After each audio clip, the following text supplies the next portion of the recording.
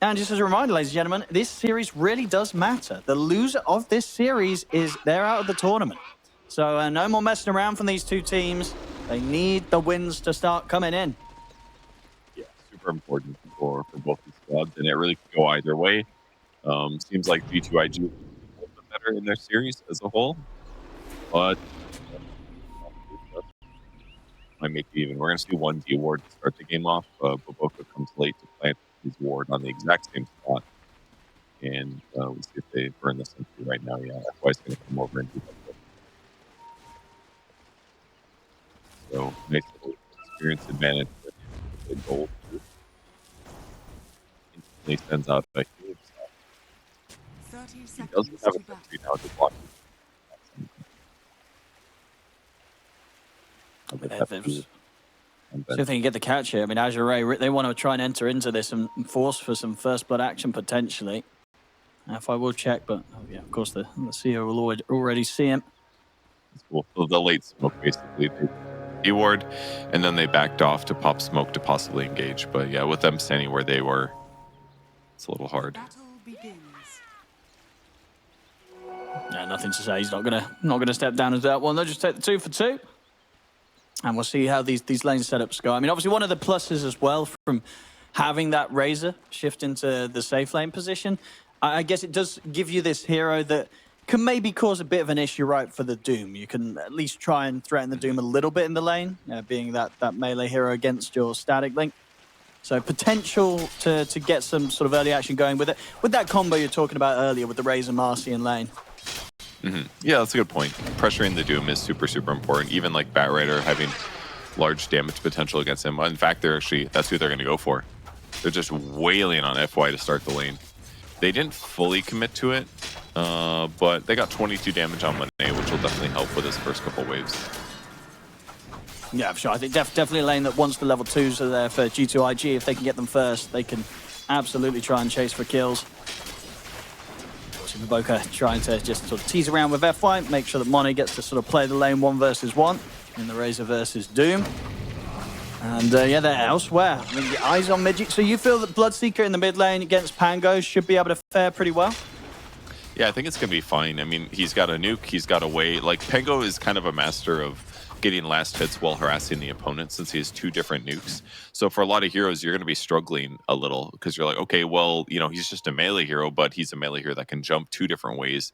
He can get a last hit while harassing me, and Bloodseeker's like, okay, as long as I get last hits, I'm fine. And Bloodseeker's base damage is quite high. He's sitting at 72 plus 2. He's got 7 base armor, so that physical damage that Pango is using is being negated. And when he wants to use Blood Right himself, it's very likely that Pango gets hit by it. So I think it's a fine matchup. It's like a counter, and it's fine in lane 2. So he's going to be A-okay. Top lane, though, Azure Ray, they're actually going to be the ones to get first blood, and FY, he can keep his distance from Monet, so Monet's not able to take him down in return. FY salving up, he's perfectly fine. But good aggressive moves there from Azure Ray to get that kill before G2.iG themselves were going to be able to set up and try for a play. Getting the first blood on the board here. FY does pull part of the creep wave. He loses the range creep, unfortunately, so he's going to try to get the last hit. He does not, but yeah, good start for them. Any damage dealt is also going to help Bloodseeker. Just gets him more and more HP. So they need dire heroes at low HP if they can keep them there, so that Ori gets to play with his food a little more.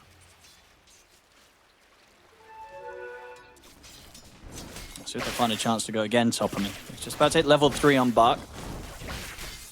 Getting these sort of kills, it definitely relieves some of the pressure on him. As so far, I mean, it's pretty close, honestly. 13 and 5 on Monet's Razor against the 10 and 3 of Bark. So only a slight edge on the CS for Monet. I think Bark's going to be pretty happy with this, and they're going to see if they can try and go again. Level 3's hit, they got the 2 points in the Scorched Earth. They try and get on top of Monet. So won't be able to stay on target. So Monet's going to be fine, but still it's just sort of forcing out these links and making sure that when Monet uses them, he's just not getting a lot. And again, just sort of having to do these long cooldowns on these early levels where the Razor's not feeling maybe as strong as G2.iG hoped for it to be in this lane. Yeah, they're doing a great job. I mean, he's got 2 points in static links, so if they can force him to use that skill and he only gets 7 damage from it, I mean, that's a win right there. They're effectively forcing BKB because now Bach just gets to get a bunch of last hits in the meantime. So, and he's spending these on as many movement speed items as he can possibly get. He started boots as his first item purchased as he, after the beginning of the laning stage. He's got a magic wand and now he's got a windlace coming out with a null talisman. So he's like, I want to be able to get away from this Razor. If I can just limit his damage or chase down opponents, it's just really good for my squad.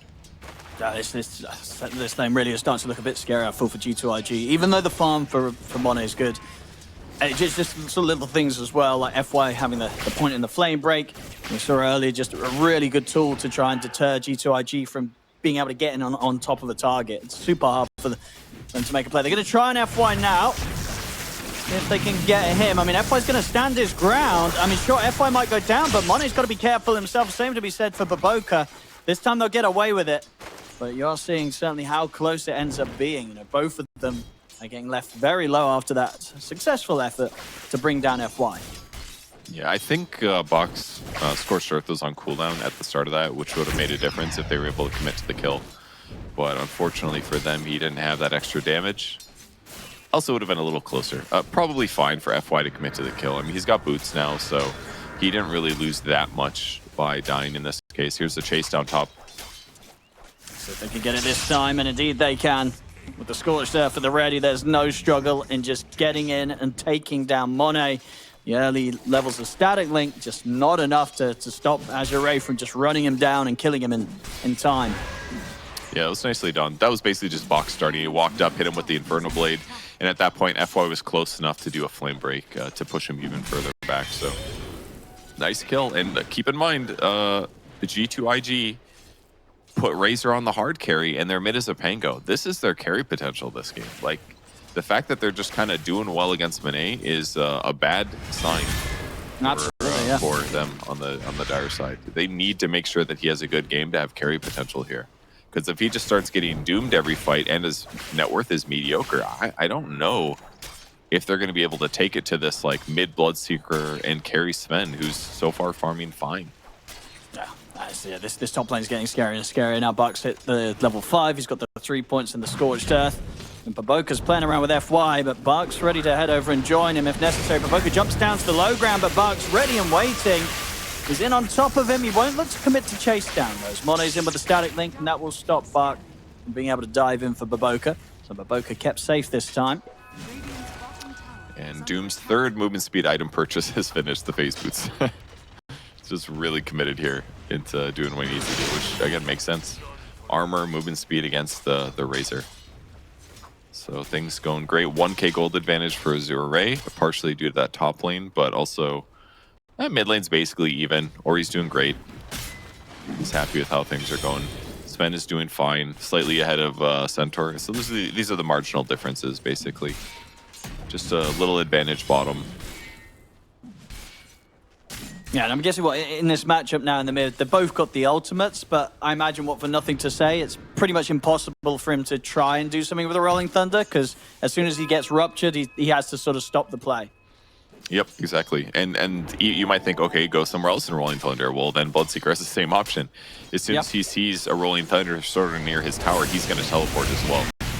Well, top lane, Monet is going to get back up this time. A lot of it as well, and it's needed. Nothing to say, turns up. He's going to look towards FY with the Rolling Thunder. Will get it, but indeed, as you say, Ori, he's ready to respond. He comes in with the Rupture, and nothing to say. He's straight up dead. They get the kill in return. He's also able to pick up Monet's courier. They also get the kill on Monet, as that's a pretty tragic end to the situation of events there. I mean, G2.iG, they try and make that move to keep Monet safe.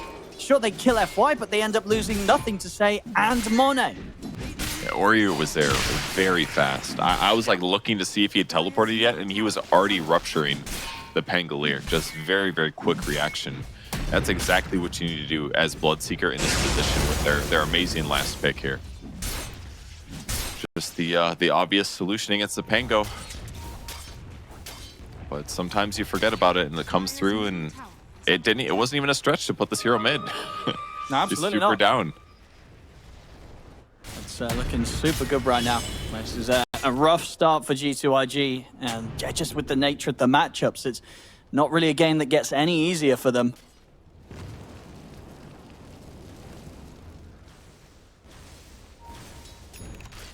Very difficult for them to make active moves. Yeah, especially with their supports being a little under-leveled here. Xnova's just peaked level 4. So he's probably missed out on some Wisdom Rune, is my guess. Looks like FY got one. Xnova did get the other one, so he's just having a tough lane, I guess. Kind of makes sense for the Bane 4. A little bit hard to get as much done over there as a hero like Bane. Not necessarily like a roaming support. He'll stack some camps though, which will give some advantage when Pango comes and clears these. But in fact, they're gonna do a little smoke. Yeah, they're gonna try again. We'll see if they get away with it this time. It's the fact that Ori, he's got Rupture, he's got TP ready. He's already TPing down there to try and help out as Low's getting gone on pretty heavily here by 3 members of G2.iG. But now the Doom and the Rupture's out. As Azure Ray's ready to fight back, they'll take out Monet. Now they turn over towards JT. Nothing to say comes in with a shield crash onto the two of them. JT falling low. The Rolling Thunder's there. And of course, Rupture's already been used. So this time, nothing for nothing to say to Fear. Comes crashing back in with Thunder, takes out the Venge, and maybe sees if he can go for more. Further TP's now starting to come in, so nothing to say. He'll hold back. Azure Ray. Trying with the chase, though. They still want to find more. Flame Break. Not going to quite knock JT down to the low ground, but over on the side, Xnova. Been caught here by Bark and Ori. He looks to be the one left behind as the rest of G2.iG. They've just got to run. All right, that looked pretty good. It was great execution against the Sven, though. I mean, the link into Razor getting stunned and a Marcy jumping on him with the Stampede. Like, there was absolutely no hope for Low with those two heroes and that ultimate committed on him. But the response is equally important. If Azure Ray doesn't TP and get some response kills, that's going to feel bad. But they managed to kill the hard carry on the enemy squad, whose net worth is still up there. He's sitting slightly ahead Sven on the Razor. But I'm still kind of worried against him dealing with Doom and Rupture. Yeah, I mean, Bark's farm, fantastic right now, top net worth, and not looking to show any signs of slowing down. See bottom, I mean, JT, he's got to be a bit careful. I mean, he's taking a lot of damage there from FY, as FY's able to sort of freely mess around with him. Already got 1,400 gold towards that likely Blink Dagger rush he's going to be going for this game. So FY also in a good position when it comes to farm early on as the support bat. Ori's having a great time while JT stays slow. Just running from camp to camp a little faster than normal. Low's going to start off his jungling here. Nice quad ancient stack will be some nice experience for him. Probably catapult him closer to Razor territory. And I just assume as the game goes on that Sven is going to start eclipsing Razor. I mean, Razor's KDA is okay. He's 2-3-1. He's been a little active. Helps give him some net worth, but I think Low's just going to pass him this. And yeah, he does. About 150 gold ahead now. Aiming for his Echo Saber next. So 3k gold advantage now for Azure Ray. Just a little bit better min-maxing of the resources on the map. Yeah, G2.iG, they've got to try to make these moves and go for kills. They can't sit back and play the farm game. Tianming's going to get found. Should be an easy one, so something. But won't necessarily be the core that they were maybe hoping for with this smoke play. As, of course, the rest of Azure Ray, seeing their Avengers die, will make sure that nobody else gets caught around this position. Yeah, much better him than the high net worth Doom. Yeah. Big difference there. Oh, and yeah, there it is as well. So FY, he's got his 12-minute Blink Dagger. It's pretty scary. A lot of single target, a lot of jump and initiation from Azure Ray's hero, whether it be the lassos, the Dooms, or the Ruptures. So G2.iG, whilst they do want to keep going for these moves where they're looking for these pickoffs and kills, they can very quickly get turned around. So the execution from G2.iG has got to be pretty perfect. Yeah, I love how fast he's managed to get this. This is incredible. 0, 2, and 4 KDA. If you look at his net worth, it's just a huge chunk ahead the other sports. He hasn't even been a part of that many kills, but his ability to get last hits so far has been great. 54 CS on him, which is really going to up this timer. Now, they smoked with the other support, but I think they need one more damage source to really secure a kill. And I guess that's why they're going to be playing around Bane. They do see the scan that does hit, and that's going to allow them to pick up the Sven. No, Low's like, I'm hitting creeps. It's way too spooky over there. Yeah, Low doesn't want to be part of this, or at least not a part of the smoke. Yeah, I mean, it's kind of true. It sucks for FY because he's like, yo, I just got a 12-minute blink. Let's get a kill. And then yeah, I think so, yeah. I want to hit creeps. Come on. Help this man get what he deserves, which is going to be a kill. They might still be able to get something. They've got the lasso set up onto JT. They're dragging back into the magic missile, and they have easily enough damage with the God Strength to bring the Centaur down. A good reveal there of the Blink Dagger from FY, gets them the core kill and sets them up to push the tower. Yeah, Flow's like, bring the carry kill to me. That's what I want. I don't want to have to leave my lane. But amazing payoff for the Blink Dagger. He's even got a Clarity Potion to fill back up. So yeah, he's still ready to impact. Level 9 on the Bat Rider. He's crazy. I mean, that's a support. Doom, look at Doom. Doom's almost 10. And Bat Rider's like 9.25. Like, how does that happen for a 4-position hero? Like, that was like perfect distribution of resources, what that was. Because Bat Rider got to sit his butt in the bot lane really early in this game. And that's because his core's coordinated. Like, that's probably why Low didn't want to go gank. He's like, yo, I just gave you the safe lane for like 3 minutes. Like, bring the kills to me instead. No, I think that's sort of the impressive thing, yeah. The fact that FY's managed to get this farm and he hasn't, impacted negatively the space on the map for the rest of his cores. Up top, Ori's going to get caught by a nice move from G2.iG. They'll catch the Bloodseeker out alone, and it was their turn to sort of make things happen with their showing of the blink. JT getting that catch. So if they can get anything more behind the tower. Azure Ray, they're preparing for this. They've got the swap into the Doom straight away. Quick moves there from Tianming. They're trying to dive in to continue to fight this G2.iG, but they've lost their Pango. They'll look towards FY, but both are moving in with the ultimate. They'll get a decent link onto Low. He's down. Decent. It's only 31 damage, so Low still potentially interested in fighting this. Another jump from JT. It's a hoof stomp onto Bak. It's a good catch. If they got the damage to finish him, and the Bak's still alive. Finally, it falls, but the lasso's back up. FY's able to drag JT underneath the tower, which ends up giving a big kill to Low at the end of it all. Yeah, FY was being really patient with this lasso. He had that come off cooldown like 5 or 6 seconds earlier when there was like 4 heroes running on Bak, but finally waited until somebody was close enough to the tier 2 tower to add to his damage, and a pretty good fight for them. I mean, they did lose about equal heroes, but getting the tier 1 tower after this would be great. Well, they're ready to go for more as well. Yeah, Ori is going to look for his target. Xnova will be dealt with without the necessity of the rupture, so still at the ready if more goes down, but G2.iG, after losing the tower and losing an additional support, they won't try and fight back for now. 10-8. Azure Ray continuing to slowly keep this lead growing to about 3 to 4k advantage now. It's going real good for them. I can't stop staring at FY's net worth and impact. It's got only 1,600 less gold than the enemy offlaner. Yeah, that's pretty wild. It's not even like Centaur's doing that bad. The Bat Rider's just having an excellent game. He was 0-2-4 once he got his Blink Dagger. He's now been a part of 1 kill and 3 assists worth of impact, and he hasn't died, and that's why his levels are so stupidly good now. Just really helping his team get the kills, and now their draft is looking fantastic. The previous fight of swap into instant Doom was great, and their tools are on the map in the right places. Vengeful Spirit sitting high ground, waiting to see if anybody approaches. Spreading things out nice, and FY being able to counter push the bot lane a little bit safely with the Blink Dagger just makes it hard for G2.iG to grab a kill. Well, Xnova, maybe seeing if he can set something up though. He's got the Nightman, does have grip at the ready if it's necessary. And it won't be. Just the beat down here from Viboka and the Unleash will make sure that they can take Xnova out of their jungle.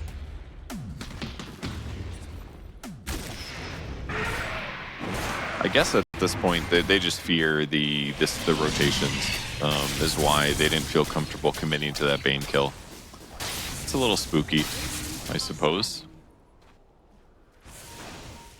So they just sit back for a moment, collect a little bit more farm, wait for the next opportunity. They've got Gleipnir finished on Bloodseeker. This is the carry item that basically every carry's been buying these days.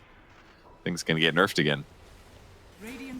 Yeah, it might just, yeah, especially when we see sort of like these carries being played in the mid lane.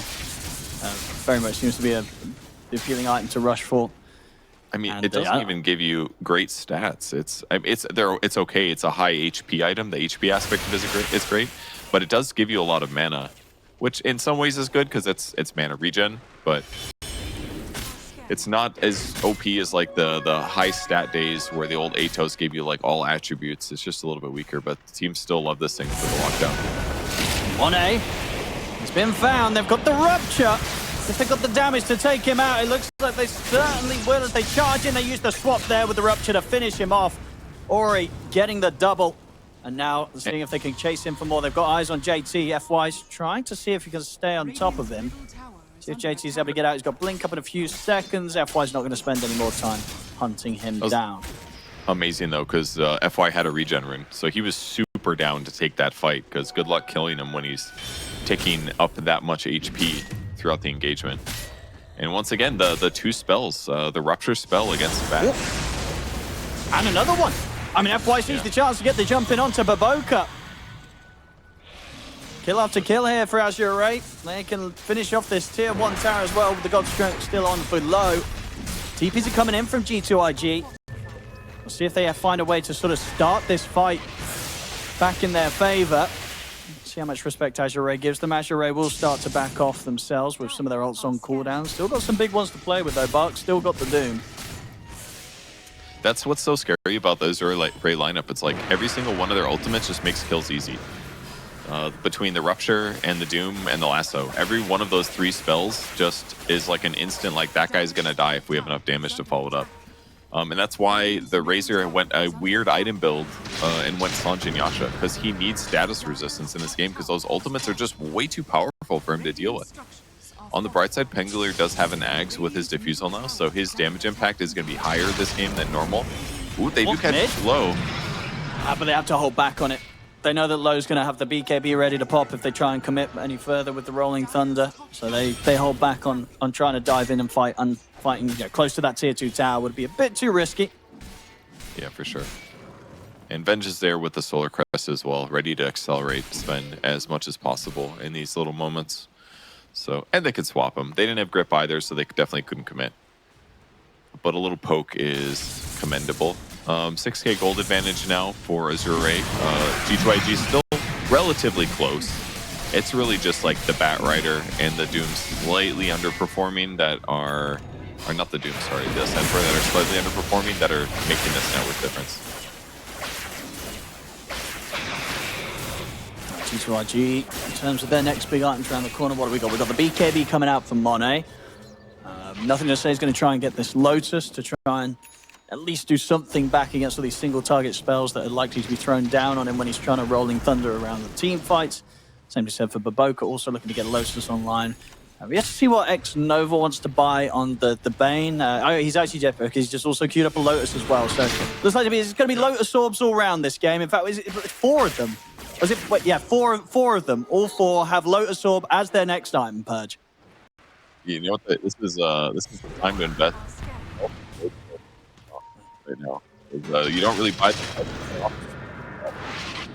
the G2.iG's buying it, including Razor. He's going for a Lincoln Sphere, so.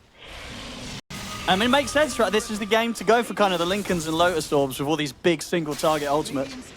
Yeah, the Reflecting a Rupture is godlike, honestly. Reflecting a Doom is amazing too, because Doom does need to do more than just cast Doom to be effective in the team fights, even though that does a lot of the oomph here. They're baiting Bane in the mid lane. He's like, haha, I'm standing near the mid wave, hitting creeps, and FY's gonna fall for it. FY's in. Look at the last off, but indeed the bait, the trap was set perfectly. You try and Firefly away, but they're able to drag him back with the dispose from Baboka. The trap set, and they get the kill. Finally, his 3rd death of the game. That's the first time he's died since he picked up his Blink Dagger. Just an amazing performance for him so far.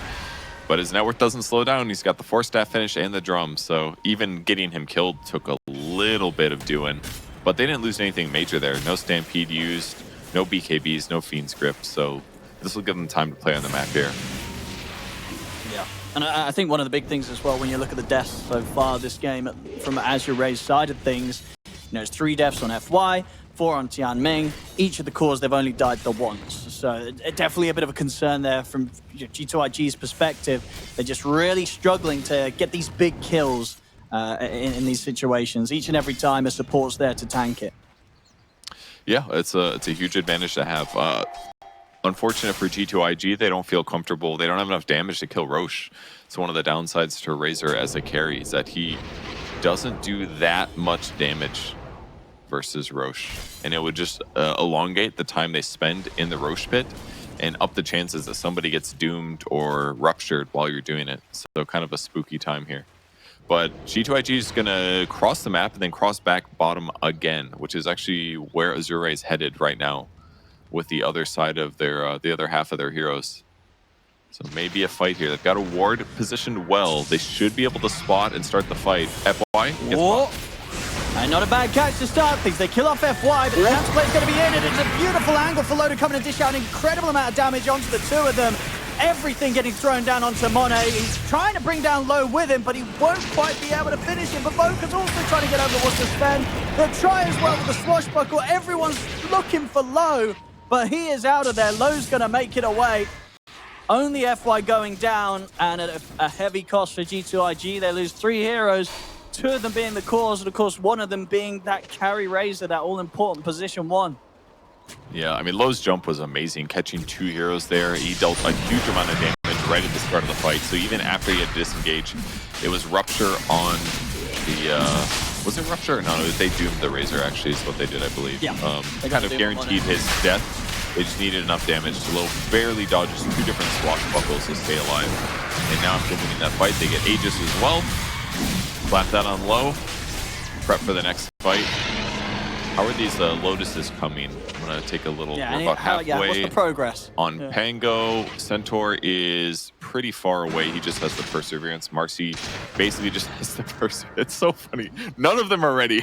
They're all about the same place. They really need them. They really need... If they can get those Lotuses out, then there's a chance. But if they're not out by the next team fight and Azure Ray able to do a repeat of what just happened, this lead is going to start to get pretty irrecoverable. Yeah, it's going to be hard. I wonder if Centaur, if maybe the only player that I could maybe blame is Centaur's. I don't know if he needed to finish Eternal Shroud before going Lotus. I think in hindsight, it would have been better, I think, just to buy a cloak on him and then build Lotus really quickly. Because I'm trying to think about how many team fights are they going to take before they have a single Lotus done. And it feels like it's going to be at least one more fight. Okay, JK, Pangler just finishes. But all right. it felt a little elongated. It's probably fine. And then that was one more fight without Lotus Orb that makes things hard. If they use them correctly, and these upcoming fights can be very, very different here. Nothing to say they're fishing for him. They do spot him, but he Lotuses. Oh, okay, that's why. He had that sentry to the left, so as soon as he saw the ward put down, he knew that he was in threat range, so good reaction there.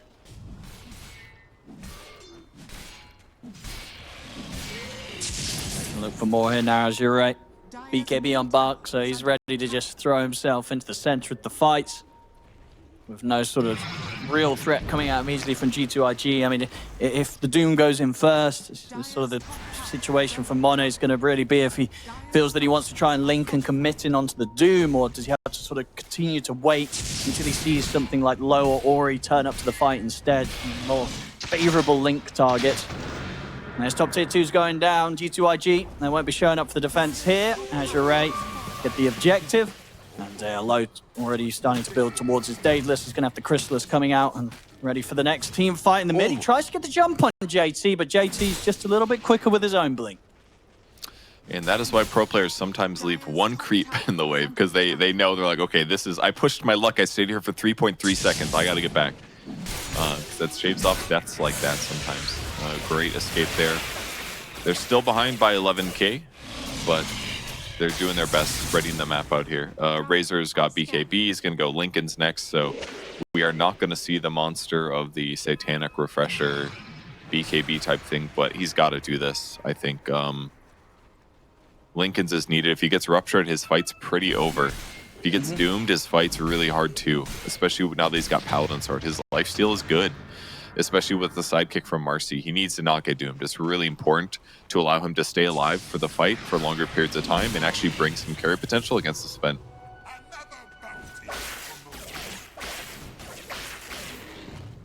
Getting closer and closer to getting these Lotus Orbs online. We've got about 400 gold left for Baboka to finish his.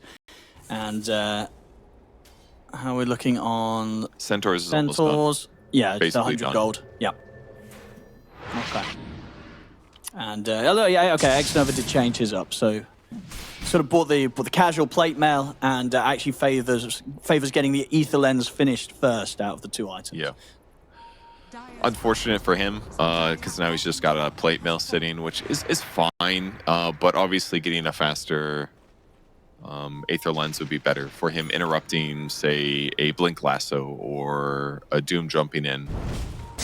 He will be. And F1's going to be ready and waiting for him here. He's able to drag him back with the lasso. That's X-Nova gone. Not much he could do about that one once he gets grabbed. Definitely the scary thing about a Batrider. It's like if you're just a moment out of position, he's going to grab you and you're going to die. Amazing game for FY. Still continues.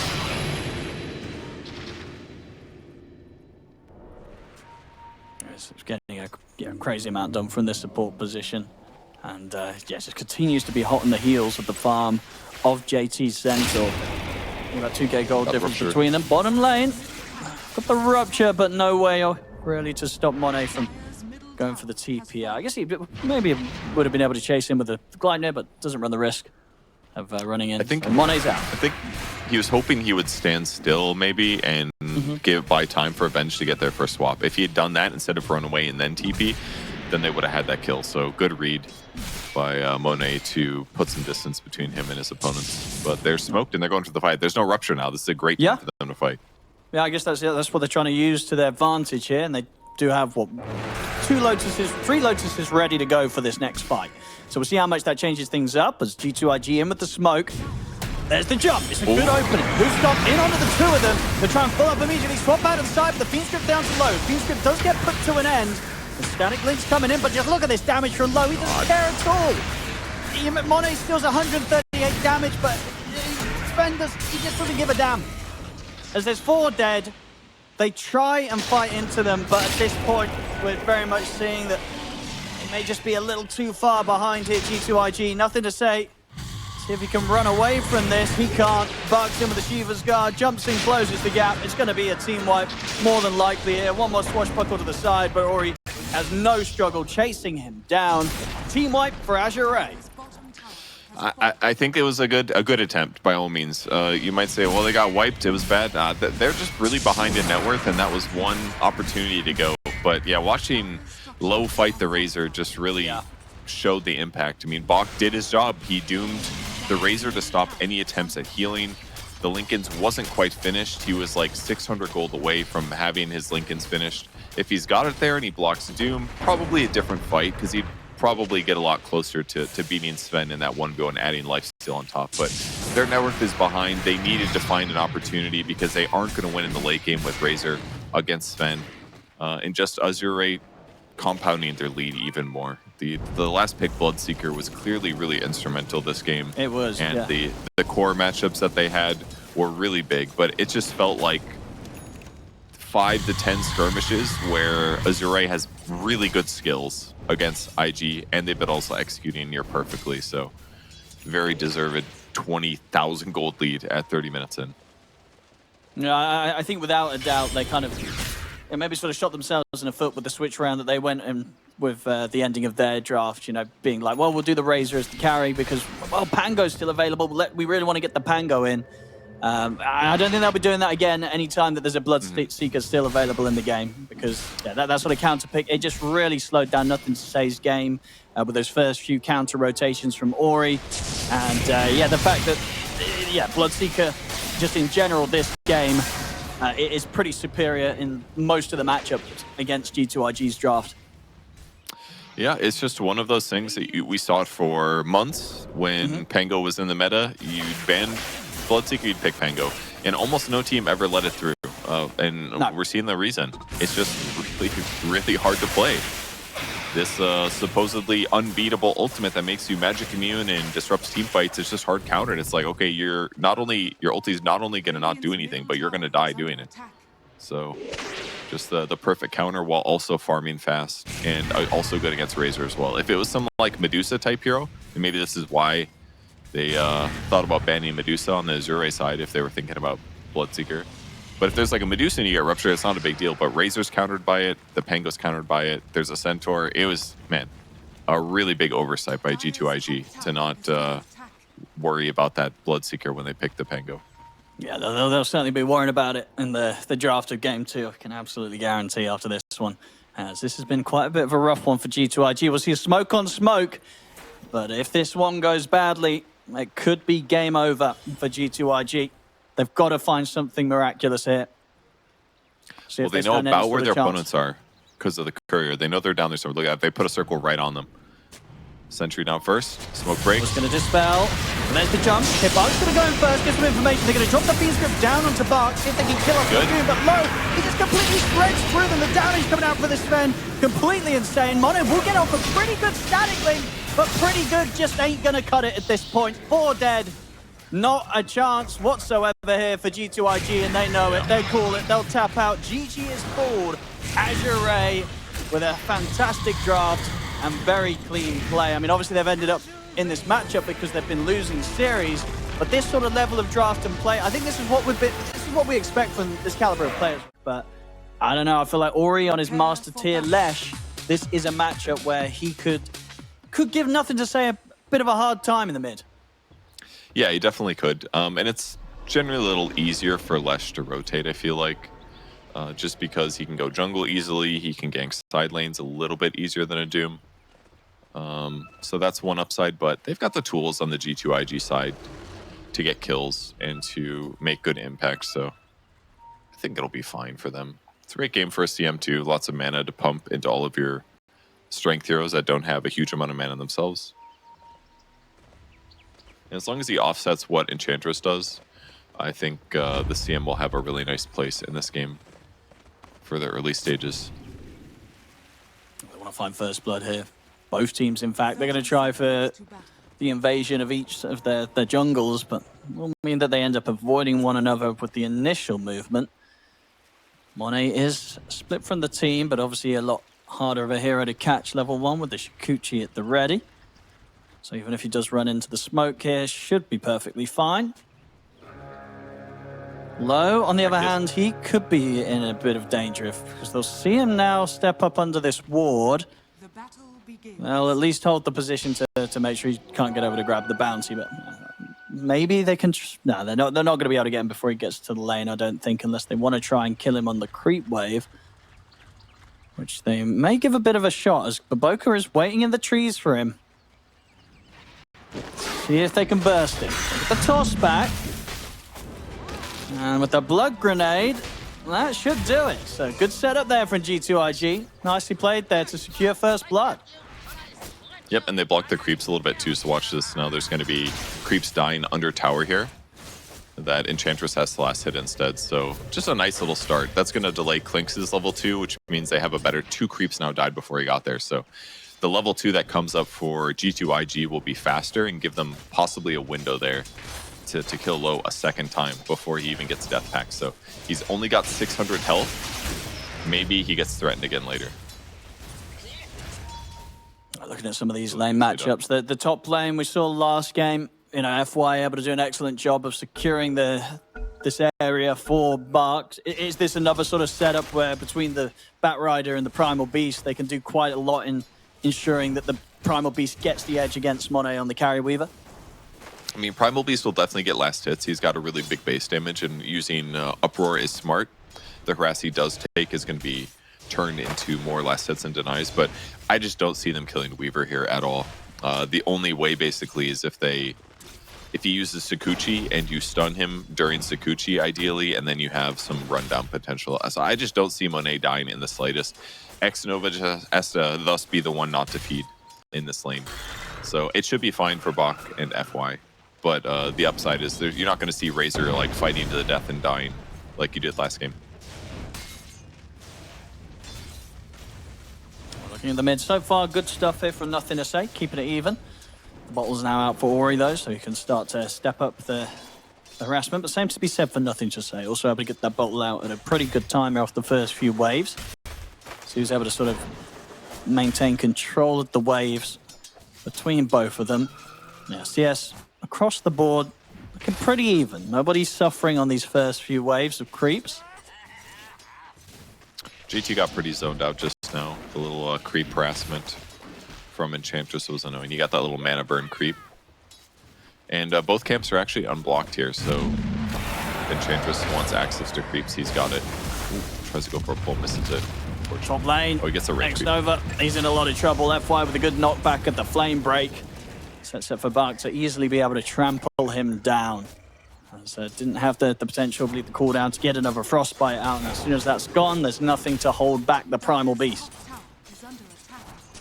Yep, that's the kills we expected. And that's the scary thing about Flame Break. It's very punishing to push that CM 250 units towards your opponents.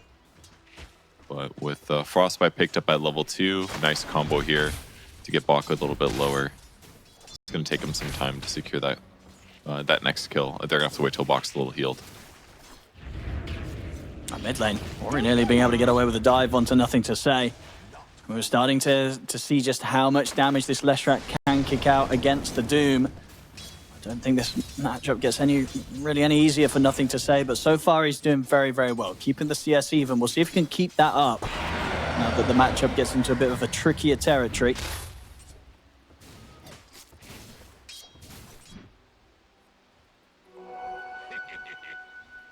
Oh yeah, top lane, Bark more than happy to be kind of left on his own whilst FY can start to make the moves. And we'll see if FY can hit sort of similar timing on the Blink Dagger this game, see if he gets as much freedom as he did in game 1 to start to sort of go for the greed himself. Yep, he's going to start off with some ancient stacking, some double stacking here. Definitely one of the nice tools to get his levels and his gold up a lot faster than normal, and Baka is definitely going to be able to clear these, being a Primal Beast. So good use of his time. Does he have boots yet? Yes, I think the Bat Rider's boots are coming out right now. So even more mobility for him.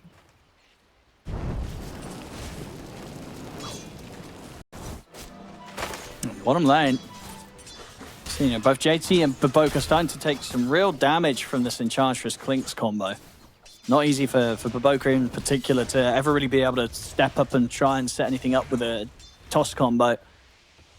Let's see if maybe they can go for low now. I mean, Baboka will be able to close in, but low at the stage. It's already just so tanky. It's just so unappealing to try and go on this Clinks when he's sitting there already with 1k HP. And JT himself has to back off. Baboka tries to get back in. Just the avalanche onto the two of them, but threatening the Clinks at this point seems pretty impossible for these two. Yeah, it's difficult for them to do enough damage, basically. Tiny's more of like a put somebody super out of position and then we kill them because of that hero, but he also has no armor. So the right clicks from Clinks end up just doing a lot of damage. So repositioning him is good, but if you can't secure the kill afterwards, it's going to feel bad. So right now, until they get some other support rotating to the lane, it's just hard for them to get this kill. JT getting low here. Whoop! Yeah, very, very low. At least has sort of a fair bit of regen to rely on now. Healing Lotus, a couple of tangos, and the Helmet Bind will. So we'll be able to stay in the lane, but likely will be kept very low on HP. It's a good courier snipe, at least. It kills the Null Talisman of Clinks, who... I mean, he's using this mana basically to harass out JT and Baboka. Going a little bit towards dealing with that is helpful, because now that means that snipe is going to be less damage dealt to JT. So Low may have to just do regular right clicks instead of mana infused ones. A lot of people playing aggressive FY kind of in the middle of nowhere too. Spots F Nova, or X Nova, excuse me. It's another dead courier. Nothing to say. Tried to head over to see if he could maybe get the chance to get onto FY with the Doom. That wasn't to be. Still this mid matchup though, Nothing to Say doing very well. Getting just as much out of this lane as as Ori. Nothing to Say, and Ori we're seeing at the moment 36 and 3 on the Doom, 34 and 5 on the Lesh. Both mids off to a hot start. Ori though, he's got a powerful rune here. He's got the haste rune, and he'll make a quick move up top to help Buck and FY take down X Nova. As X Nova gets knocked down to the low ground, doesn't matter. Ori's still able to finish off the kill and get a very easy play there out of that haste rune. And just in time for FY to get one more stack. Doesn't manage to get the Ancient as well, but still excellent. It's like a 5-stack of large camps, in over to get the Wisdom rune. What a beautiful couple of minutes here. They're going to bring 2 CPs down bottom to try and kill low. Good toss back into the Doom. It's going to be a very, very dead Clinks.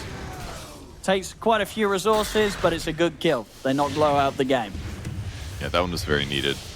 I mean, that's basically all you need to do. If you can do the Ava toss back with the TPN, a third hero is almost always going to guarantee that kill. And being able to prevent them from casting Death Pact helps a lot too. That's usually where the safe lane Clinxes end up being hard to kill, because they're like, okay, well, I'm just going to heal for 500 HP as you gank me. Good luck killing me then. Batrider instantly walks to the mid lane to pick up some experience and gold while he's busy. Or while everyone else is busy, that is. When he's going to find the Observer Ward as well. Great play by FY. Excellent D-ward here. And they're trying to dive in a bit to look for low. JT taking quite a lot of damage. They've got the rotation in from Monet as well, but Ori's in with the TP, gets the stun in onto JT. They'll lose Tianming, but Ori might get quite a bit of a cleanup here. Low, he's falling low, but Monet doesn't finish him. Xnova does. Frostbite's back up to hold at least Ori back.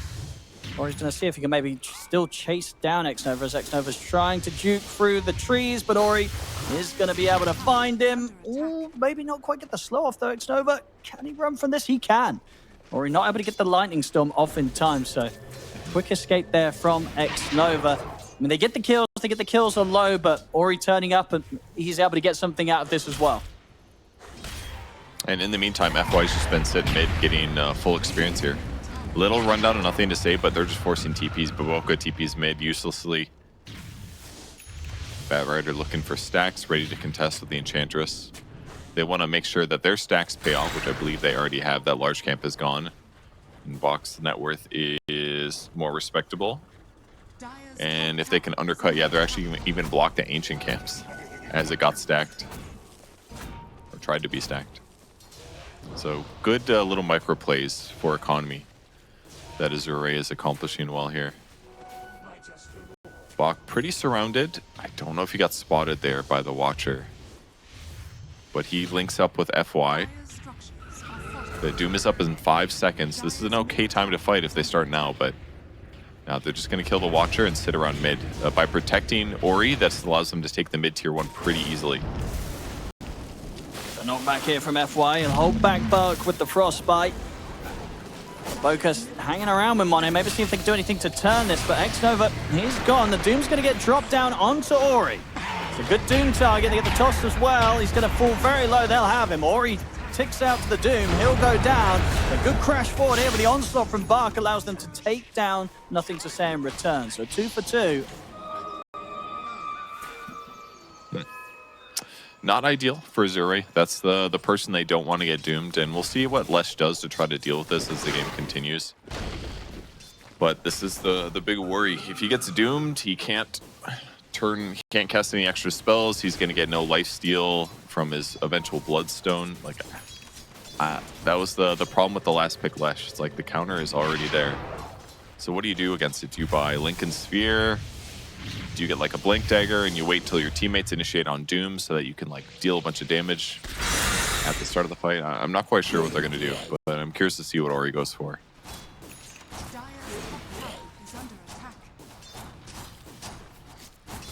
Bark farm pretty aggressively now. Super hard for them to really take him down, and he's not really top of the list of priorities for G2.iG when it comes to getting kills. So Bark's going to continue to have a pretty free game on this top lane. It's the Blink Dagger done now. Ready for Nothing to Say to start to make a move. He's still got to wait just under a minute until Doom's back online though. Push comes in. The tier 1 bottom. It's going to get taken. Let's see if they can step forward onto JT, but he's out with the Timber Chain. FY's considering going for a lasso maybe on this one, but another chain's there. JT able to break away. Yeah, just unlikely that they commit for that kill. If Low's not moving forward at the same time, there's just no way. They've got the Javelin now in Clink, so maybe it's possible, but Bak is just farming here. Just using the bug to do some AoE splat. Bugs are good at splatting, obviously, so... Yeah, he's doing great. Despite being offlane, Box net worth still decent. Picks up the Vit booster. Probably going to be fast Eternal Shroud, since there's a decent amount of magic damage from the enemy squad. Timbersaw is pretty underfarmed. Not like massively, but he's a little low net worth. It's kind of the difference between these two offlaners, that Bach was able to get a lot of stacks. He's pretty survivable against the Weaver, whereas JT is kind of in threat from enough games. Oh, FY. Pops the ward down, gets a bit of a nasty surprise. G2.iG able to get the jump on him, take him out, and also take down the ward.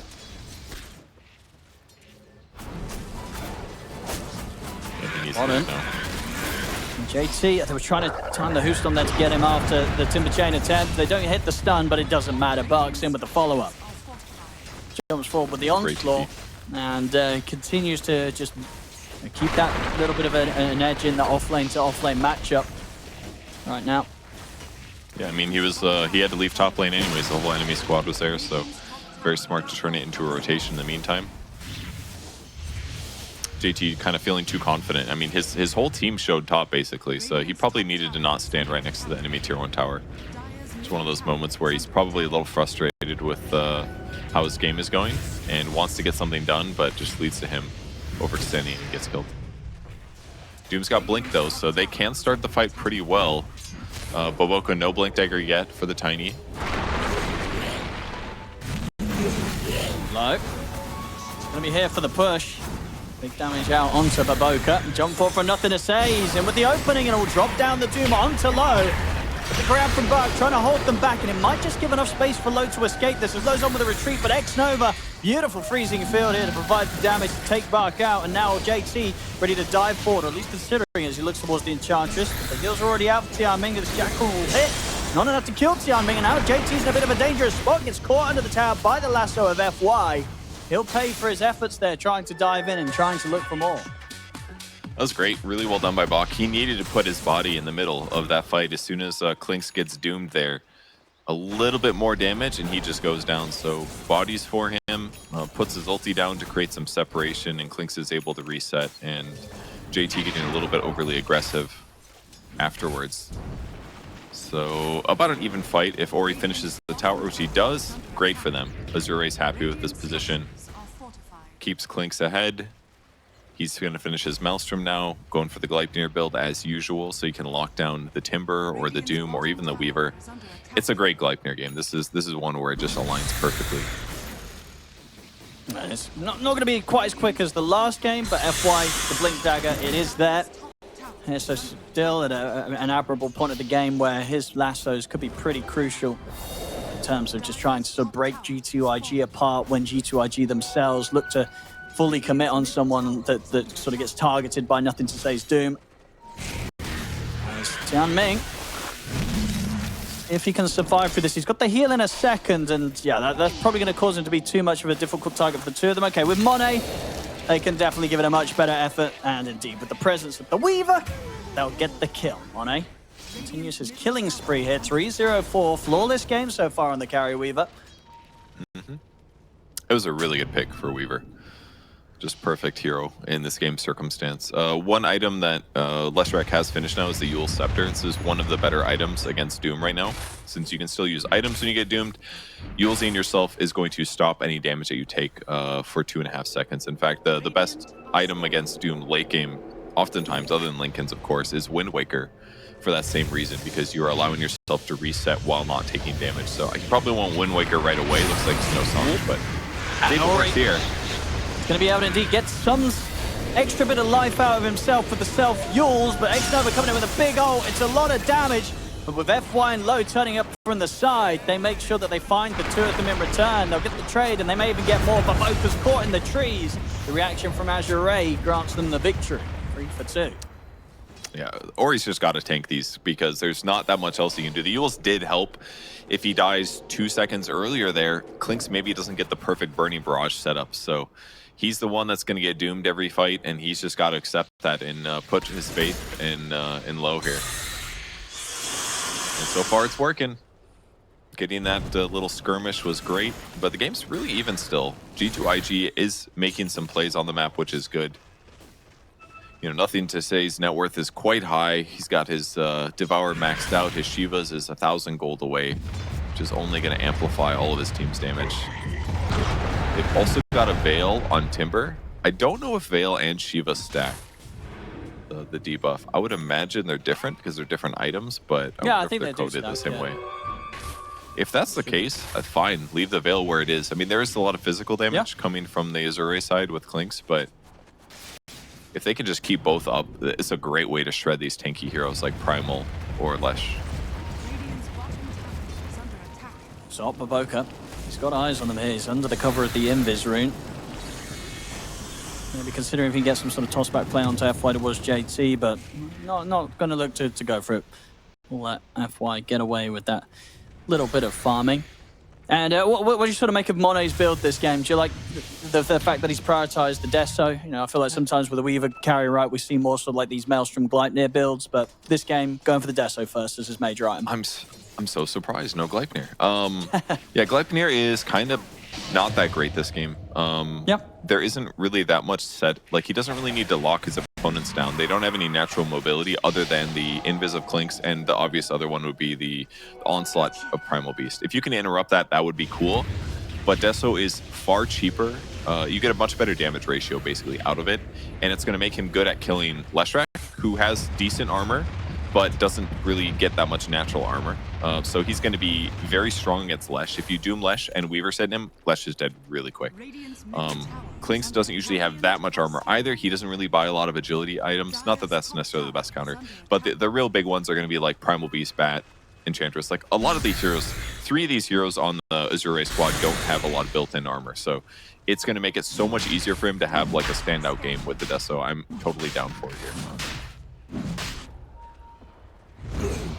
Smoke time here from G2.iG. They're going to be bringing in the full squad for this one. Of course, that all-important time where both teams are considering the Roshan. Azure Ray, they sort of smoke away from this point. See if they want to get back in on this. They themselves also will have everybody ready to go as Tianming's making his way over to join the fight. FY, see if he's able to get a start to this maybe with a lasso.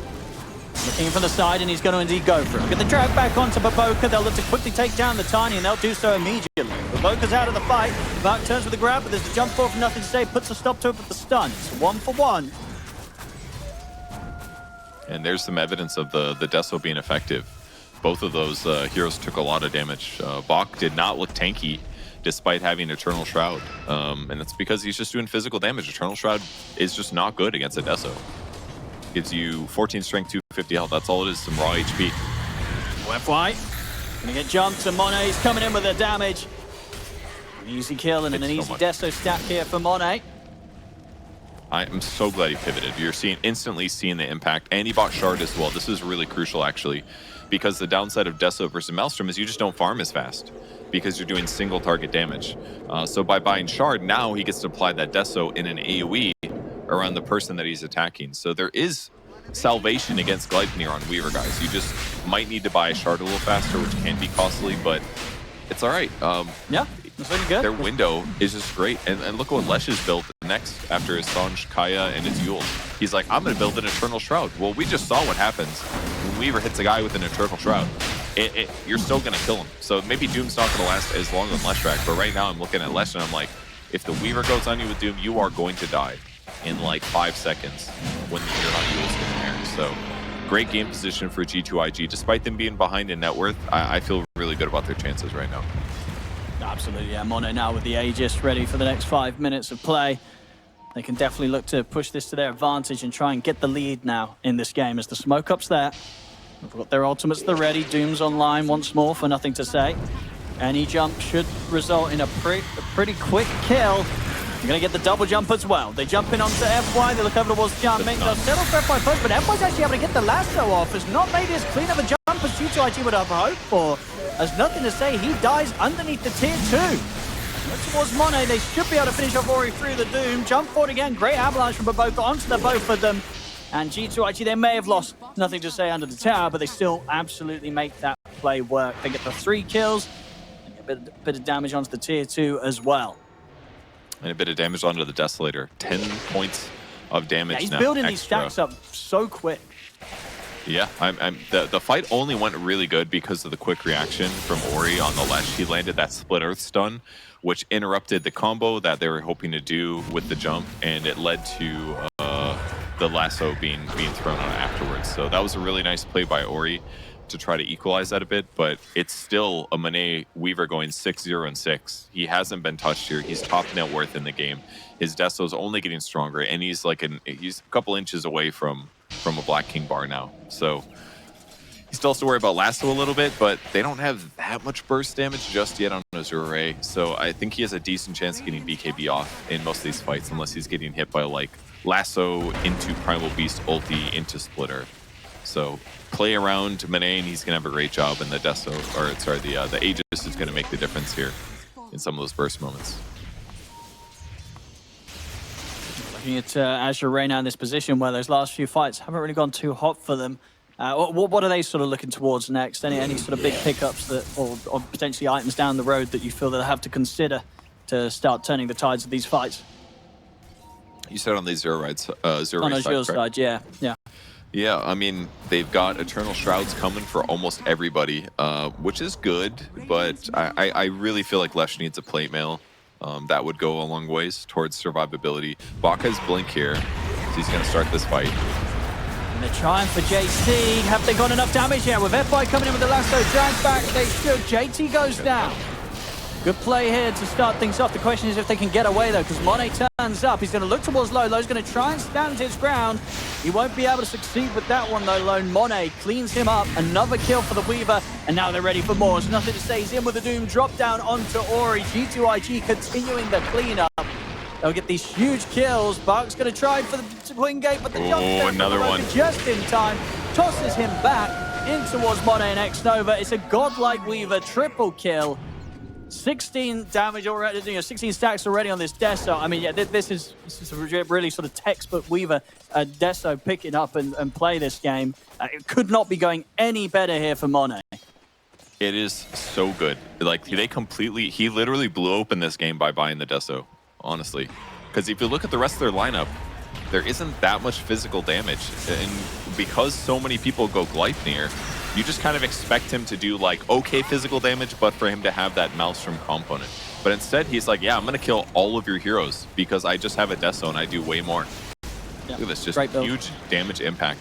The Leshrac as well, once he's doomed here, he gets down to about 40% HP. Watch Monet just double tap him with Geminate and the crit. Instantly dead. Instantly dead. How can he fight against that? Like, they missed their window a little bit. They overbought these Eternal Shrouds, genuinely. And they're still kind of committed to them because Lesh hasn't really been increasing his net worth in these last couple fights. He just keeps getting doomed and killed. I mean, much like game one, that last pick of the draft is kind of just hurting them. They last picked their hero into a counter that was already there. They've got to start these fights off with getting some sort of jump onto Monet.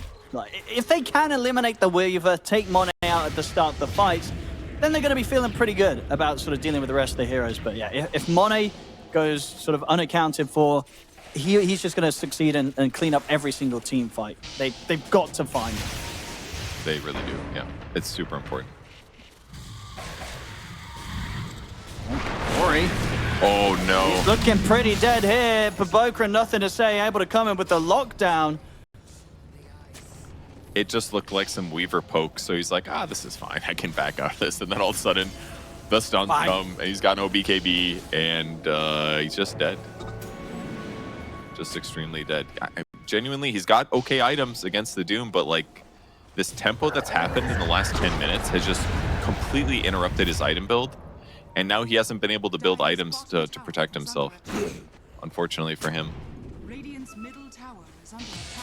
He needs like Eternal Shroud and a plate mail to be kind of healthy-ish. But he's just not there. And by the time he gets it, Weaver just finished a whole Daedalus. Yeah, pretty much. Soon. Yeah, he's almost there. He's an inch away. Really hard game for Azure Ray. Yeah, it's got to be some sort of like crazy lasso from FY dragging Monet up to the high ground if they want to still have a chance of keeping a hold on this game, because slipping behind, G2.iG 6k lead, and with an untouchable Weaver performance here so far from Monet, 907.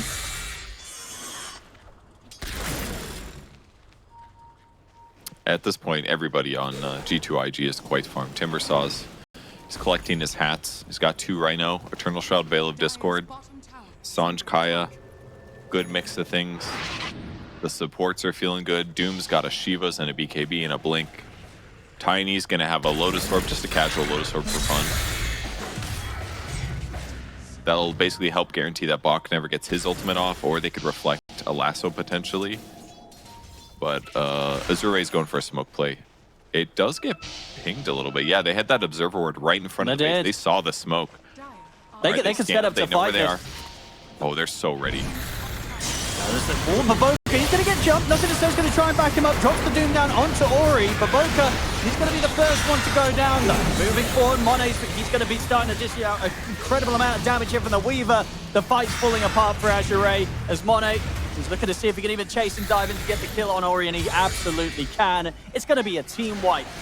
They try and head out, but that ward, they gave all the information G2.iG need. They set up perfectly, and now they'll have no trouble coming in for the push.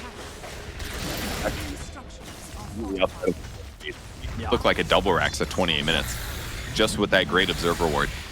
They read them like a book. And this is one of the cool things about Outposts, honestly, is that they are a little underwhelming. You don't think about their value, but in there, it was just amazing. They can be fully efficient across the map, and the moment that they see an opportunity like this, everybody TPs in, they're across the map, ready to take that fight and take this crazy team fight that leads to a Rax and maybe a tier 3 tower on top of it. They'll probably be safe, though. This is still like a very easy gimme. It's too early in the game for them really to take a 2 Rax. But what a great opportunity. 13k gold advantage now. That gets Weaver halfway towards his next item. Yeah, I mean, once he goes for the Lincoln Sphere right next, I mean, once he's got that, then there's, yeah, pretty much no way they can jump him unless they hit some sort of crazy, like, blind split off or something. But with the way that Monet's playing, he's not going to give up those sort of opportunities anytime soon, as he just continues to absolutely ace it this game. See the smoke. Where JT is. We're going to see if they can take down JT. See if they have the damage for this one. They certainly will with the full team. They can take out the Timber Sword. JT's out for 70. He left some breadcrumbs on the map. You see he left his Whisper of the Dread near the Ancients. They're like, okay, I smell a Timber Saw. No, I think they had an observer ward there at the Tri-Camp that spotted him heading that way. Great pickup, though. They definitely have the damage. They do. Pure damage from the Diabolic Edict. That's a lot. Yeah, they can get the catch, especially if they get these pickoffs. You know, that's going to be the best way for them to go about it. Just sort of tackling a team fight head-on is not something that will be appealing to them anytime soon, with sort of the state of the game and the fact that G2.iG have their cause as far ahead as they are. And yeah, Monet, they pretty much just wait for this Ancient Camp to spawn, clean that up. He's going to have the completed Lincoln Sphere for the next team fight. So yeah, good luck trying to catch this Weaver. Yeah, it's going to be tough. Yeah, there it is. Crazy amount of farm. 30 minutes in, Lincoln's Daedalus, Desolator, Dragonlance BKB, and the fact that Deso has got the 26 stacks on it. This has got to be one of the most fun carries to play from ahead, I think, like as an aggressive carry. You know, Weaver's not the most traditional, but if you can get him in a game like this where you're like, oh, I just can't die in the lane, you feel so good.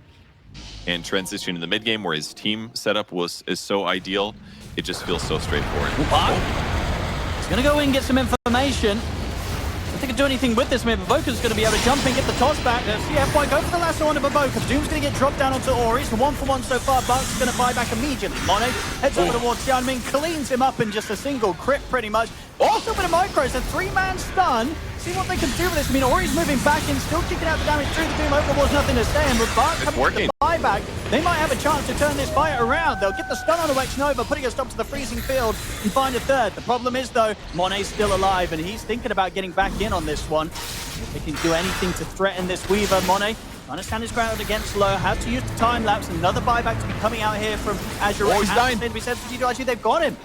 The damage from Low, enough there from a distance to bring down Monet for the first time this game.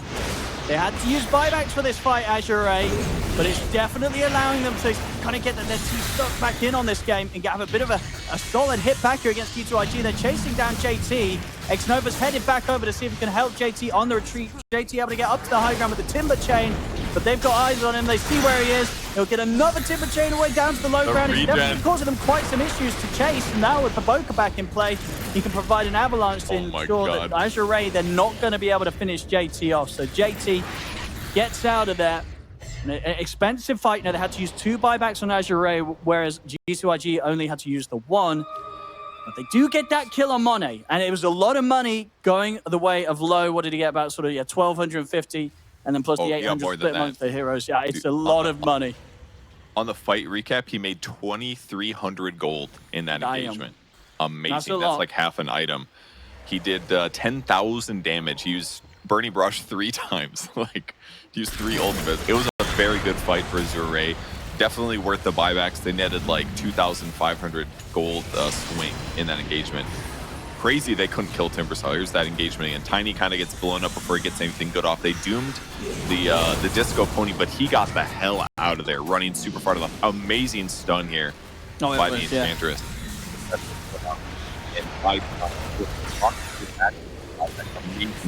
Coming from the right made this so much more straightforward. And Ori really getting all the way to the left made them, oh my god, Bach almost, he exploded to that Timbersaw. But Monet basically felt too invincible was the problem here. He's like, I'm a unstoppable Weaver. I haven't died yet, but that Sentry paid off big time. He took all these extra attacks well into the Sentry, and then that just led into him getting ran down by the Clinks. So Clinks has Daedalus finished with his Gleipnir. He's got the Nemesis Curse, so Low's damage is not to be underestimated at this point. Weaver kind of needs a survivability item. He's queued it up now. What he wants is a Satanic. That would have, if he has Satanic in that last fight, there is absolutely no way that he loses to the Clinks with his net worth advantage, but he felt the need to go for Lincoln's, understandable. But with the Satanic, I don't think he's killable anymore. A lot of pressure on Low to pull off some sort of magic like that in the last fight. Once again, his positioning, it's going to be crucial. He is the damage they need to be able to threaten Monet. But as you say, with things continuing to get harder and harder with Monet's progression, even Low might not have enough, even with this finished Daedalus. It's going to come down to sort of the high ground holds, and if indeed they can get those sort of great lassos coming out from FY, which, amongst all the chaos, he's still been having a pretty good game, 4-4 and 13, and some crucial jumps, some big initiations kind of between him and Bark that, as we saw in that last team fight, have allowed Azure Ray to hold on for a little bit this game. They still have some fight left in them, for sure. Clinks' high ground potential, they can definitely defend, and the fact that they have a Batrider. It's tough for G2.iG to end the game. They're going to go high ground, though. The Sentry doesn't going to try the jump. They're going to open in on towards Tianming, and he's gone for 45. See Bark charge forward, and look at Boca just getting torn apart by the damage from Low. Monet has to time lapse back. Have to be so careful when Low gets close. Seeing if Azure Ray can chase him for more, but G2.iG, they'll back off in time. They won't lose anyone else here, just the 1-for-1. We are seeing Low, especially when it comes to anybody outside of Monet, Low will tear them apart very quickly. No kidding. I mean, dude, Tiny has Grow, right? 17 armor. He had Craggy Coat, that's an extra armor if he doesn't press the passive, which he probably did, and he has a Lotus Orb. So he's got like 40 armor on Tiny, and he looked squishy against Low's damage with the 4 Skellies. That was intense.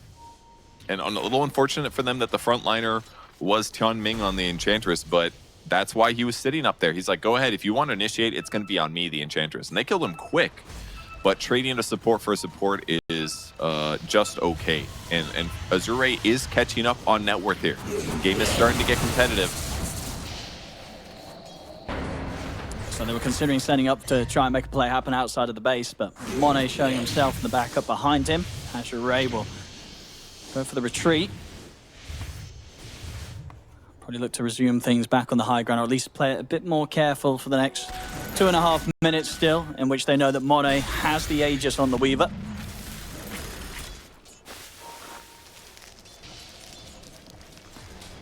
Still pretty hard for Azure Ray to get kills against some of these heroes. This Timbersaw's Heart paid off so much in that bot fight. Sitting around 130 regen per second without reactive armor maxed out. This Sange built in, so he is an absolute monster, and they have not managed to get any anti-healing this game.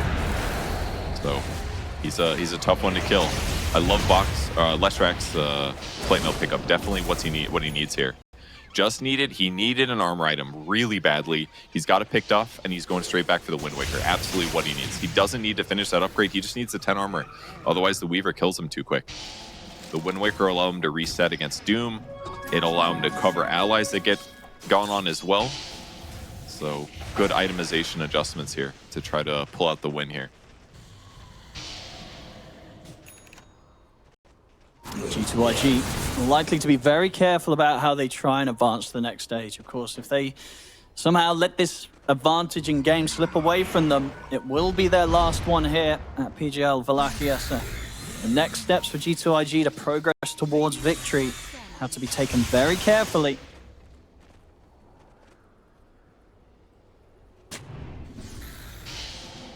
And with the moments passing, just 1 minute left on this Aegis for Monet. Doesn't look likely to be that they're able to get much more out of it unless they want to go for sort of a heavy push down mid here in these final moments of Aegis. Considering it, the opening with the stun onto Monet. Obviously Azure Ray not wanting to throw too much down onto the Weaver whilst he has the Aegis. That's pretty scary. It was like 2 impetuses and a split earth and like 1 attack from Klinks puts him to half HP. Definitely scary to high ground right now. Azure Ray putting all of these annoying, cheeky, hard-to-find wards down to defend their base. Definitely sitting in here. I'm surprised their net worth has been kind of close to G2.iG's, considering that they've been turtling hard for the last 5 minutes. But this is the danger. If G2.iG spreads out on the map, like boy, do I love to do that, I gotta say, and get net worth. If you just get smoked into, you lose a fight. And then they're really back into the game. So they're just sitting together, if at all possible. Doom is ready to TP onto a creep wave at any point. And this means they're just going to stay an inch ahead of their opponents in network. FY still playing near his observer ward, occasionally checking. I don't see a gem on the Dire side. So they don't spot this observer ward yet. Oh, they do just get one of them. The more common of the two. The one to the south, though, still available and is spotting some G2.iG heroes and giving them the information they need to possibly get a pick off, or at least to dodge the ganks themselves. This ward might spot Monet if he moves up. This could be the jump. They have a Lincoln's break with the Force Staff. Are they going to go for it? They're going to try. Oh, but FY is going to get caught by the silence. The avalanche comes in. I mean, Mindbreaker can be pretty nasty like that. Was that just an auto attack? Or was I think it was just the Mindbreaker, right? Yeah, I mean, it was like Sakuchi ended maybe, and the Shard procced or I'm not sure. Or he auto-attacked the ground. I think you're right. I think it was the attack out of the Sakuchi. Yeah, I mean, either way, FY not able to get the jump that he was hoping for there. He's out for a minute. And G2.iG know it. They're going to get heavy on the push here. Comes to tier 3. They'll force out the fortification. How much they can push for. They're going to realize there's no buyback coming out. Barracks dying very quickly. The Azure Ray, they can't put a stop to this. This bottom set of racks, the melee gone, they're ranged as well. The Gleipnir onto Monet, but he's perfectly fine to back away with the Shikuchi. G2.iG getting a step closer to victory. Just a little bit too much damage. Weaver on your buildings is tough, and Batrider needed to be alive. I mean, it wasn't his buyback is so close, 30 gold away. Unfortunate for him that he didn't manage to get it, but they have to go for that opportunity, and that was a little bit of an abnormal circumstance. Getting Mindbreaker almost instantly upon blinking in. I thought he was going to be able to get it, but the Mindbreaker literally saved the game in a lot of ways. That would have been Monet getting lassoed for sure. He doesn't have Sange, so it would have been a full duration lasso. Pulling that into probably Primal Beast ulti, Leshrac stun. That would have been Weaver just dead. They would have defended their ward. They would have gotten onto the map and gotten some farms. So, man, Mindbreaker literally changing the game in a huge, huge way. Azure Ray got everybody set back up here for the high ground defense. I mean, G2.iG, you're going to see in 25 seconds or so how soon the Roshan respawn is. I think every reason to sort of just play it safe if you're in their sort of shoes right now and look for that next Roshan. There's no need to take any unnecessary risks. They know that they've got quite a lead. Monet's dancing around close to the base. Just have to be careful with these sort of moves, as FY will certainly be sure to try and grab him again if he sees the opportunity. But the map is so much easier to play now that both side lanes have been pushed out. Not too common that I feel like that the middle racks is the last one remaining. And they're going to be pushing towards this Wisdom Rune here for the Doom. They want to get him to Doom applies Mute or Break. Break is not very good. I think they might want to go for the Mute, I assume. No, I think so. It's probably the new talent to get now that Doom is becoming so common in pro games. Like, if they've got a Wind Waker, for example, you want to mute them. Don't let them use the Wind Waker against you.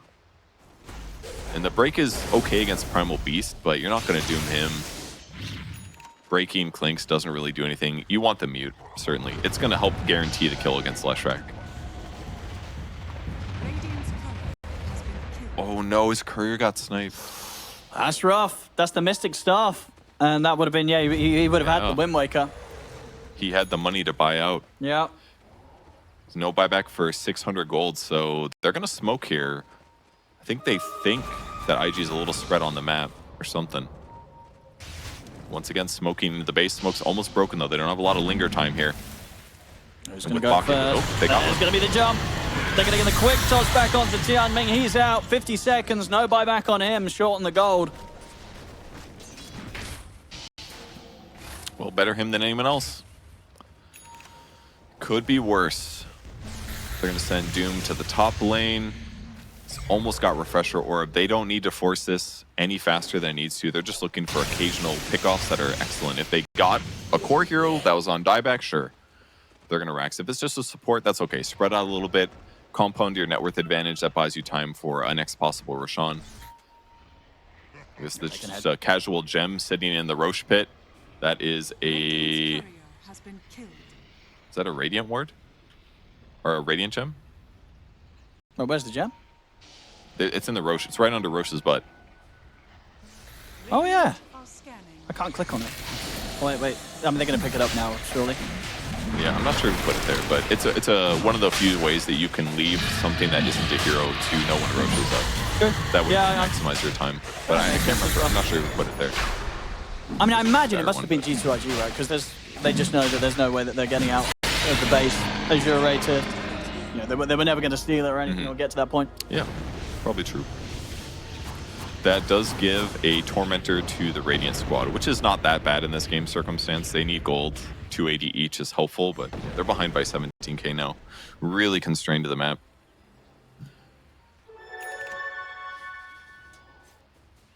With this Aegis on Monet again. G2.iG, they can look to step up, go for the Megas. Potentially close this game up. Azure Ray, they may just have one more defense in them, really. Like, they are completely spread across the map. They're like, okay, we got our Aegis. We're just gonna, everyone's like an inch or a little bit from an item. They're gonna grab them, and then they're gonna go. So a little bit of farming. Hurricane Pike ready for Weaver, you know, when the Aegis dies. Queuing up Divine Rapier as well. That's a after push item, I think. Yeah, I mean, they're stepping up. They're gonna be able to pop the Lincolns. This is so hard to siege. All these Skellies and the split Earth Hag shard. I don't know, this is hard. They got buybacks as well. FY's looking for a snag here. I wonder if he Ghost Scepters when he blinks in this time on Weaver, just in case. No Mindbreaker for you, wouldn't be a bad shout, actually, yeah. No, you're absolutely right. Stop getting that hit on him. Yeah, look how far back they have to stand. They're like, I'm going to stand near my tier 4s. It's the only safe place. I mean, G2.iG as well themselves have also been very careful about how they push for the next move. As I said, understandably, you know, we know this patch high ground breaking is very hard, even if you're this far ahead. And if they do get caught or tripped up, you know, make a misplay on the attempt to break the high ground and get the mega creeps, Azure Ray could be in with a chance to turn this one. Ooh, cool item idea for Leshrac. He got the plate mail and he's like, I'm going to go plate mail into Shiva's. Not exactly the normal build-up you see these days, but with the Rattle Cage on top of that, that'll make his survivability pretty good. And the anti-healing is really sorely needed on their team against the Timber Saw and even against the Satanic Weaver. Ooh. Gonna be their jump. They're gonna go straight in for the left track. They're in with the Doom. Nothing's there. They're also gonna be able to get the Doom down onto low. The buyback will come out from Ori. They've got to get low back to base. Sent up in the air by the Yules. He's gonna buy some time. The Chakra's bringing him down low. I think low. Okay. I think he's dead. He's not living through this one. He's gone. He'll have to buy back. Will do so immediately.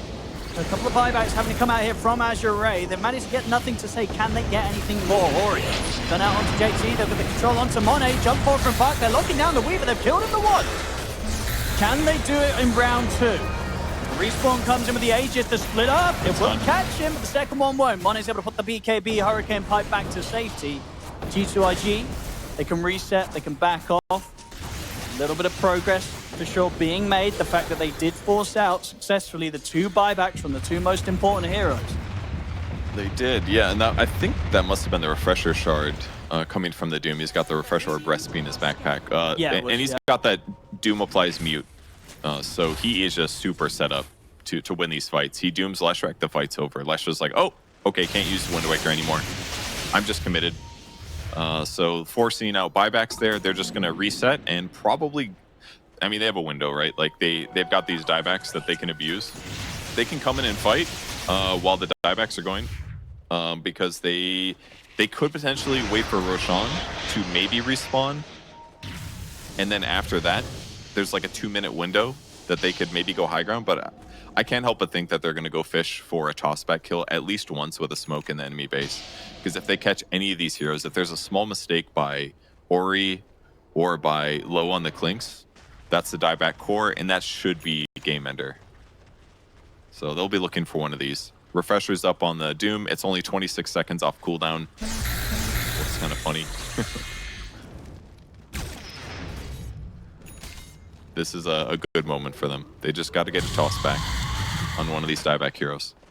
For sure, yeah. One further carefully played play will get G2.iG out of this game.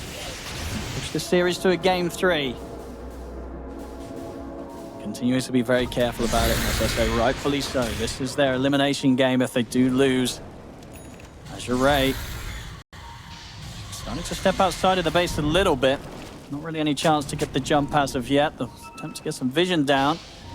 Ori wants to try and take out the vision from G2.iG, but they can't. They've got to step back, and G2.iG are able to clear out the vision and continue to keep Azure Ray trapped in their base.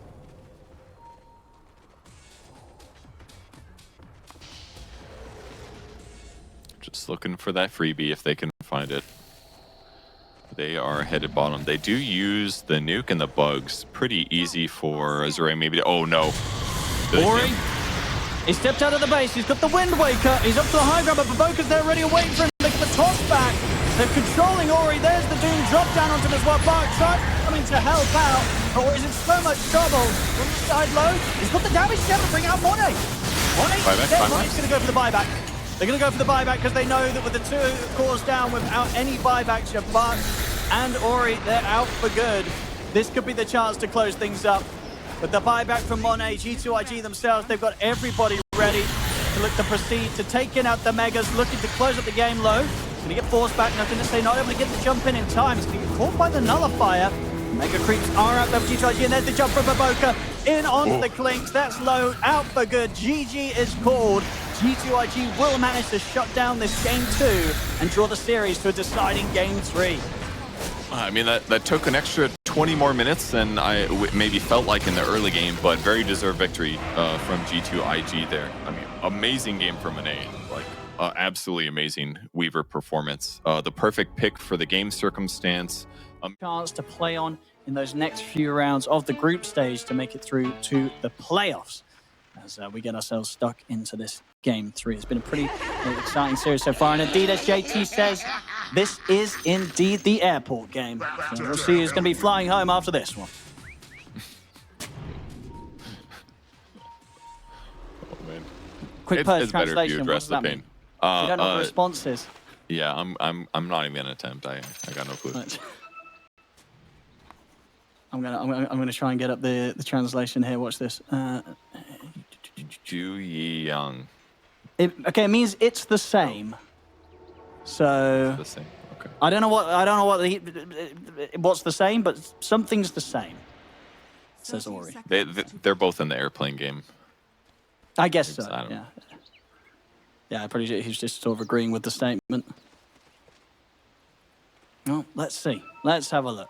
I'm a big potential here, and yeah, Slardar, it's been pretty good overall, and I think you're right as well. I think not only in this series, but in a lot of other series, it is something that teams do ban out against G2.iG because of how well they can play it in both positions, and if anything, play it even better in this mid lane position. You know, nothing to say on the mid. Slardar is pretty solid.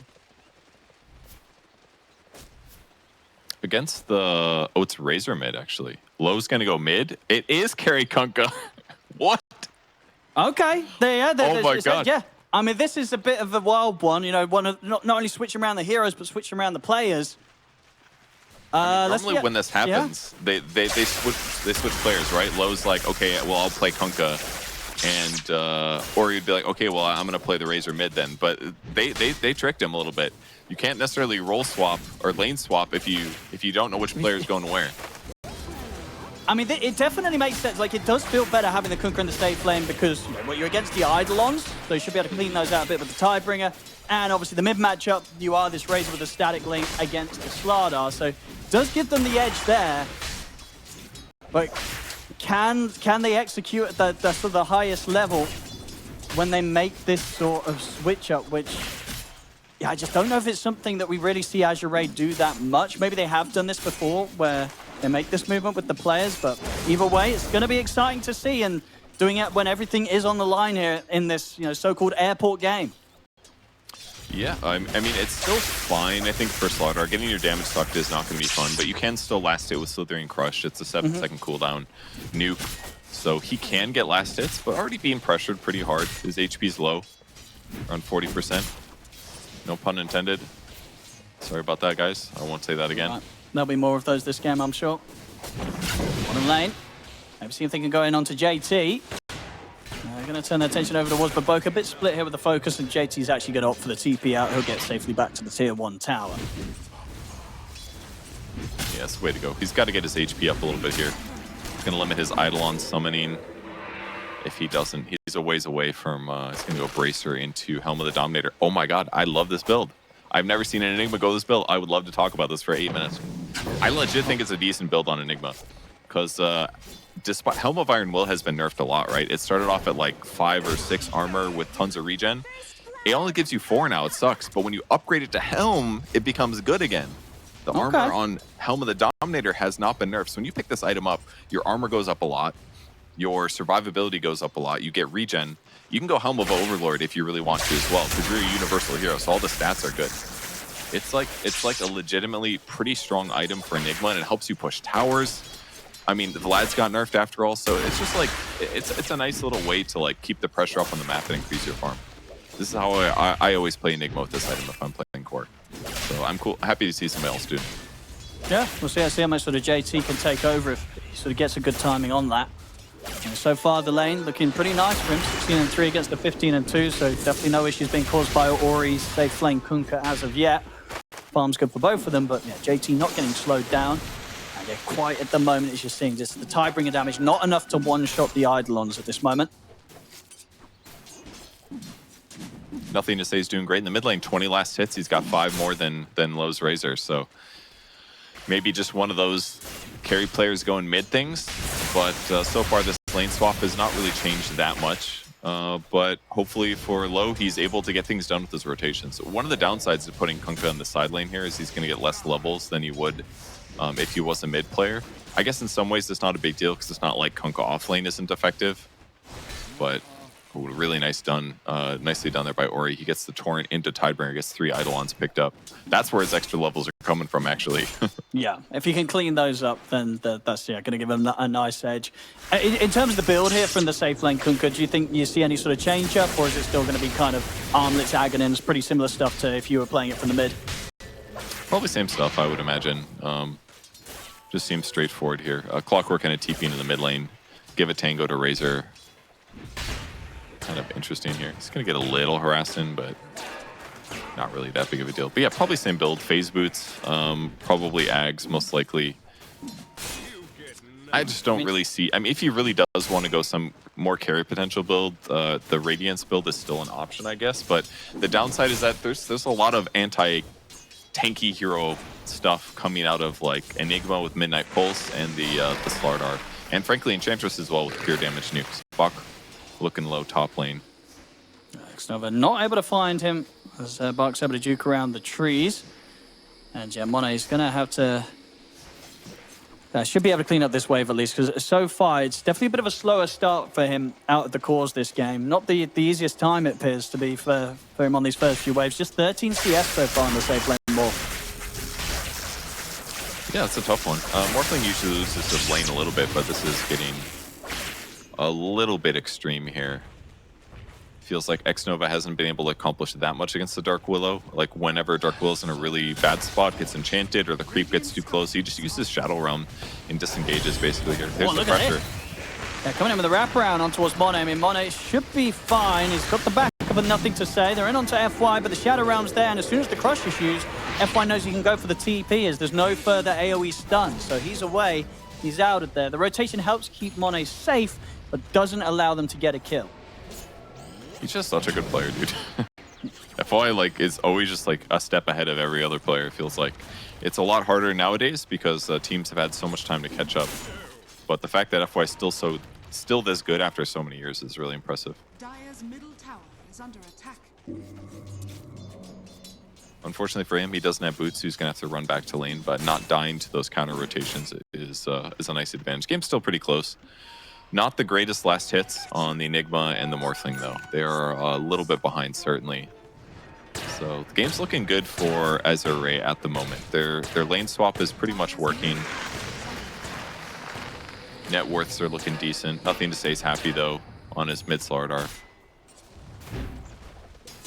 It's a bit difficult for JT to show up to the bottom lane now that there's like this 3 points and the Tidebringer. In the mid, nothing to say, tries to get in to get low, and with the illusions, he's actually able to get away with it. Gets in, takes him down. I mean, a huge kill to find in that sort of matchup, one that you don't expect as well. Top lane, gonna try for FY, this time they'll get him. He'll come out of the Shadow Realm, they've got the damage to take him out. Buck's gonna be able to juke over to the side. Nothing to say though, he's got eyes on him. Get the Corrosive Haze down. He's also able to steal the Wisdom Rune, get the bottle up on that one. TP's coming in though, or he's got the combo, but not in time to save Bark. As Bark goes down, Torrent onto nothing to say. It isn't enough damage, nothing to say. Able to back off, but the wraparound comes in from low. Static Link's there, low on the return to the fight to go to get him. He's thinking about trying to go for a deny. Oh my God. He's actually going to get it. I don't know how the hell he managed to make that happen. It was... I think it was the... It was Low's fault. 3 heroes hitting him, but he gets the neutral denied. It was Low's fault. He walked into range, and the thunder thing, whatever the thunder hide, it did slam. It's a 250 damage AoE, as you know from like pulling camps. If there's 3 units, that's when they use their AoE. So by him walking to the left, he needed to run south and then approach for that kill. Because a 250 damage nuke 7 minutes in the game is a lot. That's why he died. Great play there by nothing to say to trade out his life, because he was extremely dead. And the crazy thing as well, when they were backing up, they were chasing out Baboka. He was also able to deny himself to the large neutral camp. So 2 denies. What? He did 2? Oh my God. So they don't get anything out of that, Azure Ray, down to those 2 clutch denies to neutrals. That's amazing. I mean, Azure Ray had a great laning stage going for him, but these little things are starting to add up. A little 1k gold advantage to G2.iG to give them what they need. Helm of the Dominator up in about 100 gold here for Enigma, which is going to help get him out of this lane. There's the pressure on low in the mid lane. Yeah, they're going in. TPs have to come in. They cannot allow nothing to say to get away with this one. Plasma feels slow. Will connecting onto Baboka. The flame breaks there, knocking low back, and in from the side. Xnova, he should be able to finish this one more hit. The rock comes out from the Mud Golem. Baboka's got him. They get the kill. This time, sure, they'll lose Baboka in return, but the damage absolutely being done with this pressure that G2.iG are putting on the mid, diving in, killing off this Razor. I mean, if they start to slow down the gameplay here for low on this mid Razor, it's going to get rough for him in terms of recovery. Now on the mid again, FY quickly dispatched there by nothing to say. This is why teams ban out this mid Slardar, because nothing to say. He is running away with this game in the terms of the opening 3-1 and 2. and did it in a matchup where Azure Ray definitely made sort of the changes because they felt that they could shut him down. They haven't shut him down at all. Yeah, not in the slightest. He had more last hits than Low did on the Razor, and he just keeps doing this like poke and prod thing. He walks in and does his crush like this. Ooh. Usually it hits. And then afterwards, he hits him with that bash damage. It's just a huge amount of damage output without having to commit too hard into harassment. So 2k gold advantage now, and they get the top tower. All of this gave so much time for Monet to hit creeps. Bach is up there, but Morphling's now ahead. Yeah, this is super rough for Azure Ray. You know, we said in the draft, right, when you consider the lineup they have, they really need to be playing from ahead. If they start to fall behind this early, and on the other side of things, G2.iG have Monet just getting to have a free game as the Morphling, this game's going to get very, very hard very, very quickly for Azure Ray. Yeah, it definitely could get spooky here. JT pressuring the tower, or he's still going to defend it. He's got 1,400 gold in the bank, so we'll see what he does itemization. I wonder if he's just going to go traditional, or if he does try to bring some carry potential from the safe lane here. Like, a Radiance is an option. Nah, he's still going to go Ags. As expected, like, putting the game on the back of a slightly experimental item build, not that it's not popular in the past, but, like, he could really throw the game out of whack if he does some weird itemization. Just playing traditional and going Ags is just a lot safer. That team fight that he'll bring will really go a long ways towards neutralizing this network advantage. And now G2.iG is kind of really they're just pounding. They're just adding more and more to it. Azure Ray. What is the play going to be to try and get the back in on this one? It's super hard right now. All of G2.iG's cores getting excellent farm. Nothing to say, leading the way and ready to make very aggressive plays now with this Blink Dagger done. It's moving over towards the bottom lane. Moment. Tianming and Ori playing away from the lane. They know that these sort of moves are going to be coming in. It's very difficult to show yourself on the map now. Nothing to say, he's ready to jump you at any occasion. Using this Helm of the Dominator on the bot lane. JT's just pushing creep waves constantly. Dark Troll Summoner paired with Eidolons gives them all like 9 extra damage. So just kind of being a terror. And he is going for the really fast Helm of the Overlord. It's kind of a cool Enigma item in a lot of ways because it turns your hero from this like... Oh, we'll see. X-Nova probably die here. Yeah, they'll catch him in the combo. Will be the smoke play from them. But what it does basically is it turns Enigma from this hero that has a really impactful ultimate, but has like a smaller window to get an ulti off. Because you usually press BKB and you get the ulti. But the Helm of the Overlord, it's an extremely tanky item. I mean, the amount of stats it gives you is huge. It's 21 to all attributes. And it gives you 7 armor on top of that. So we're talking like a 10 armor item that also gives you like 450 HP. So he's hard to kill, to physical damage, to magic damage. It really elongates his ability to get kills, and he can just push more safely on the map because he's pretty much always got a creep somewhere. Frontlining for him, scouting, adding disable or auras. So it's a cool way to make your team a little bit more tanky. Now that Vlad's is a worse item. Time to go. Nothing to say. It's got the amplified damage rune popped. Oh, actually messes up the blink initiation on that. That means he won't get a chance to put a stop to FY's escapes. FY gets out of there. Still, though, just the pressure, even if they're not getting kills, it's meaning that Azure Ray had to play very careful. Monet is just getting so much space. He's able to finish off the tier 1 mid. And still holding himself very high on the net worth there towards the top. Azure Ray, they'll smoke up again. They know that they have to find some sort of move, catch one of these cores of G2.iG to stop them from getting this crazy lead. Jump onto JT. If they can burst through him, they can. That's a good, clean kill there. Absolutely needed. They had to find a core. They get one. Nicely done. That's what you need when you get your Blink Dagger. Make those kills happen. And that's the easy thing. They've got Dark Willow plus Centaur is almost always going to be a damage threat. Chantress moving over, prepping for the Wisdom Rune, and we'll get Clockwork Teeping a little early here. Doesn't want them to know where they are. He does also get the Observer Ward. Really nicely done. Wildkin, Wisdom Rune, Observer Ward. He's in their head. Mid lane. Trying for the grab there. Quite able to close in. So Monet is just getting so much space. Manta, about half the gold of the recipe away from. So once he has that one, it's going to be very difficult to lock him down. Heavily going to rely on these jump stuns from Bach. They want to have a chance of killing this Morphling. Not easy ready for the team to itemize for it. We're, of course, not seeing any sort of chance for any sort of vessel building or anything. So this Morph, he's going to feel untouchable. You know, we saw him last game around the Weaver, he died, just the once or something? This could be another one of those games where he basically just doesn't die at all. I could definitely see it. I mean, they don't have very good disable on their heroes, so killing him on the map is just going to be tough. And they're instead putting their focus on other heroes if they can.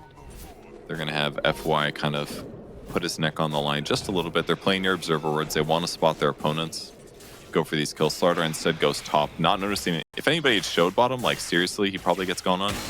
Ooh, they scanned it. They're actually scanning for Roche though. I mean, they could do it pretty early, Roche, right, with the Corrosive Haze and the right clicks of Monet. I guess it's a little bit risky, but it can be done if they see a chance to go for the pit. Sort of almost ran into X-Nova. They spotted his courier, but Tianming got scouted by the creep wave. Kind of lost that opportunity. With Rocket Flare, they know that they can go high ground. Roche is still there for 4 minutes, and yeah, finally they're going to start it.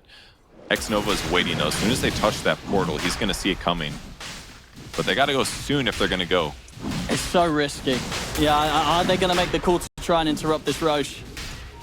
All right, they're going. They see it. They're coming through. And they're going to have the two of them jump forward. Who's got off first? The Fear's not going to come out quite in time to find, but the torrent is there. They get the two of them. JT, though, it's a three-man black hole.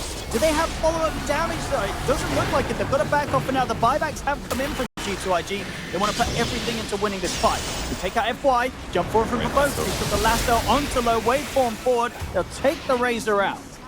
You have to use the two buybacks for this G2.iG, but it will mean that they secured themselves this Roshan after all.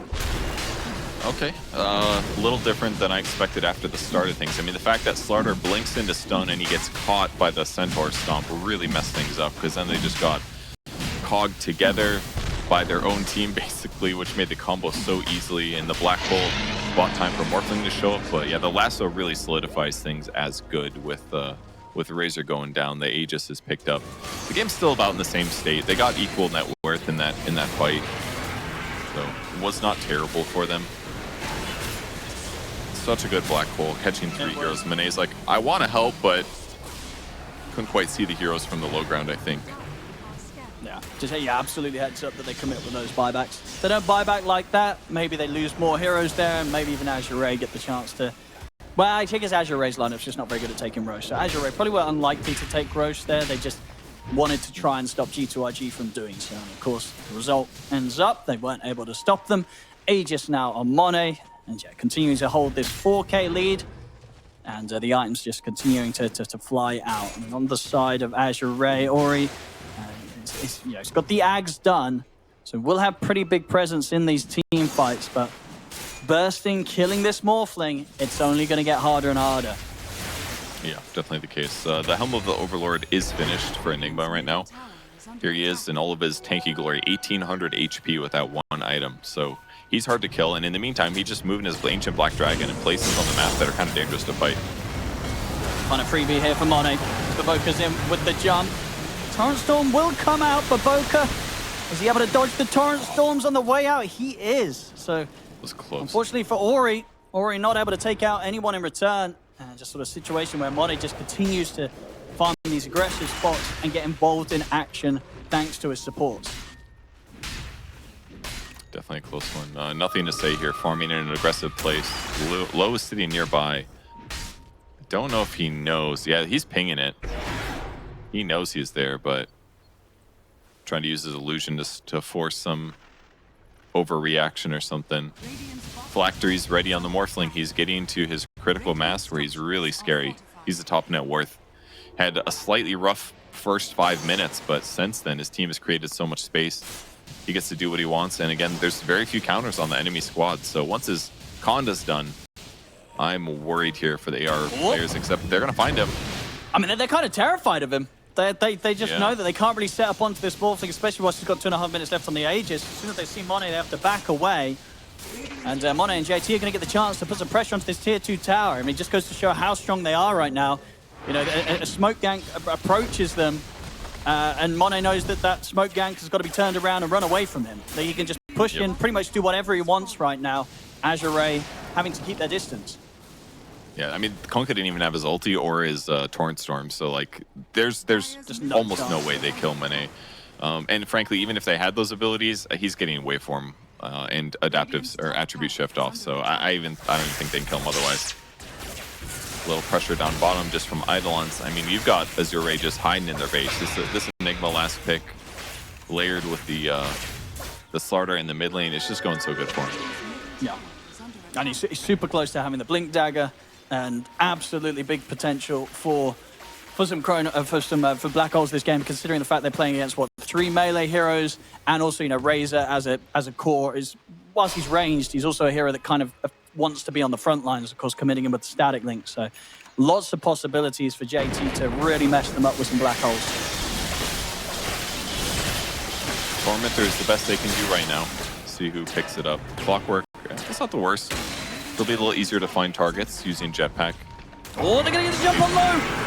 Don't know where they're in. The fear will catch on, so nothing to say. They turn towards him. They might be able to punish him. He gets the BKB off.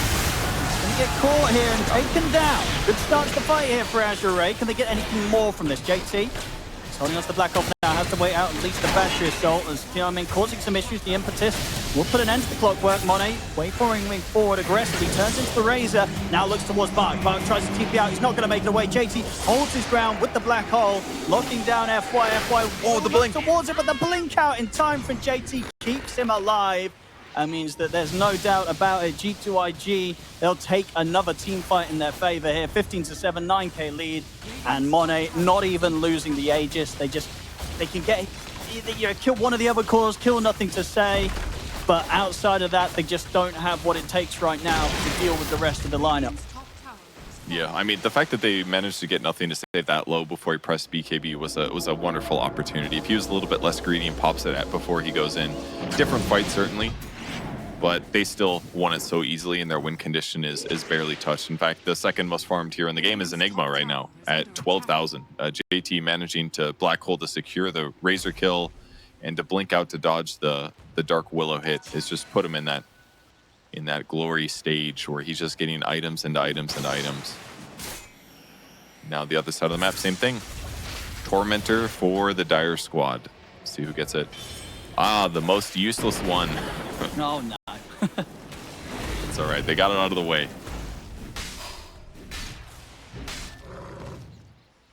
Tough times here for Azure Ray. They're definitely going to be feeling the heat. The fact that this Morphling is so big right now, and with a draft that just doesn't really have any answers for a Morph, let alone a Morph that has this much of a lead against them. It's going to almost certainly take some mistakes to be had from Monet for Azure Ray to really have a chance in this one. And as we saw from the last game, Monet absolutely in the zone and just not making the sort of mistakes that I feel are necessary for Azure Ray to have a chance of turning this one around. If Monet keeps his cool, he's going to be carrying this game all the way to victory. Yeah, most likely. His next item is going to be BKB. That'll protect a lot of these opportunities that could happen that lead to his death. But right now, it just feels like they're spread across the map. I mean, FY just spent a minute or two chasing the Helm of the Overlord creep across the map because he knows like it's pushing in creep waves and it's killing our potential to get kills on the map. Again, they know that they're going to win in the ultra late game. So why not go this Helm of the Overlord build and split push lanes? And then the threat is like, okay, they need to kill this big creep to stop the waves from pushing so they can find kill potential. Like JT's not putting his body anywhere near danger. He's putting his Helm of Overlord in the most dangerous spots. He's putting his Eidolons in the second most dangerous spots, and then he's off farming casually in a really safe location that if Azure Ray do find him, his whole team's TPing to back him up. So look at these lanes. They're just constantly on the Radiant side of the map, and Azure Ray's getting out-farmed, and they're not finding opportunities to get these crucial kills that they need. They're going to try and find something. Smoke time from Azure Ray. They've got to take risks. They've got to try and find some sort of chance to catch G2.iG when they least expect it. But play-wise, you know, in this game 2 and game 3, G2.iG just haven't been making that level of mistake that Azure Ray need to have a chance to jump them.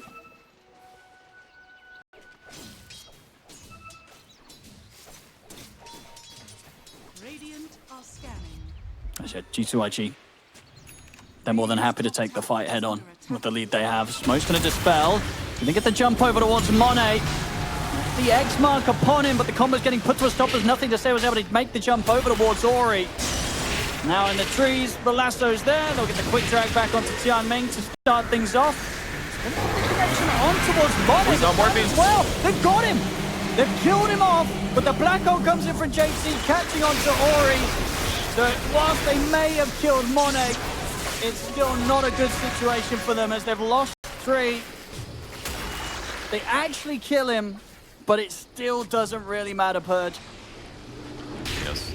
Slight mistake for him. He commits there to get the clockwork, but the stuns before he casted more solidifies the kill against him. Good identification by Azure Ray that he was vulnerable in that moment. It was definitely worth committing.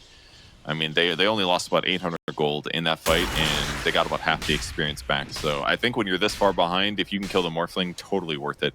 Because in these moments after the fight ends, Morphling is not hitting creeps finally. And that's going to give you a little bit of time to catch up. Very, very needed here. Let's go. I guess so. JT. Yeah. Oh, go ahead. No, you go ahead. I was going to say, JT's still spread across the map, hitting creeps everywhere, 3 different places at all times. I mean, his farm. He's so farmed. Yeah. 17k net worth coming up there 25 minutes in on this whole plane Enigma. It's crazy. You just get so much farm.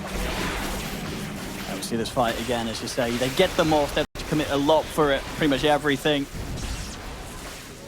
It does show that Monet can be brought down. They've got to try and do it in a situation where they don't take as many casualties, and that's definitely going to be the tough ask, considering the fact that overall 16k net worth deficit right now. Top lane. If they can get the burst through onto X Nova. He's healing up a little bit. I mean, they don't quite have it in them. I mean, they've got the X mark. They should get him with this one. They have to drop the torrent and the boat. Okay. The 4 of them having to pretty much throw down everything to get the kill. All for the tier 1.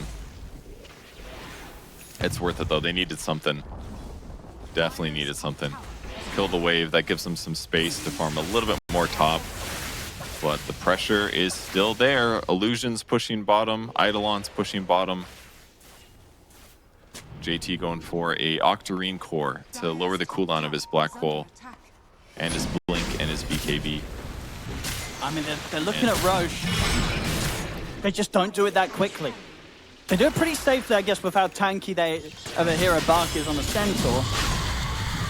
If they can do it quick enough. The smoke's coming in from G2.iG. Azure Ray, they've got a full commit for this. They're starting to hold back. They're getting a bit scared. Now they've got low.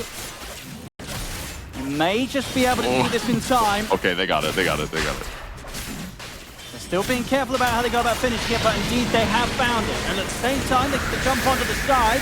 BKB's out now from Monet as he's ready to turn over towards low. They'll use the Stampede to reset, but the lasso's in from Baboka. Gets the jump in onto low. Low taken down the once.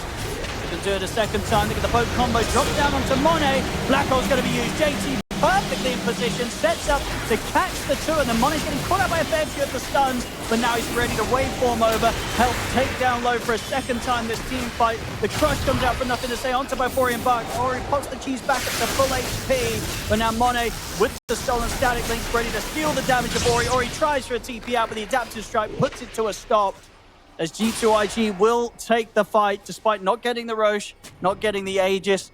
It doesn't matter. The cleanup's there, and yeah, JT, perfect placement there. He was ready to go with that black hole for round 2 on low. Yeah, he knew what the win condition was. The Razor is just too vulnerable at this point. It hasn't opted for the BKB because he knows it's not that good. He could still get black holed. He could still get lassoed. He could still get amplified damage from the corrosive haze from the Slardar. So like the BKB feels kind of mediocre. But it kind of paid for it in that fight, because once he was black holed, he started running away. He's like, hey, I could maybe live. But then there was a Conda adaptive strike that just shredded him. He doesn't have any magic resistance right now. Yeah, it's a tough. They made the fight go deep and an 8, but it just wasn't enough.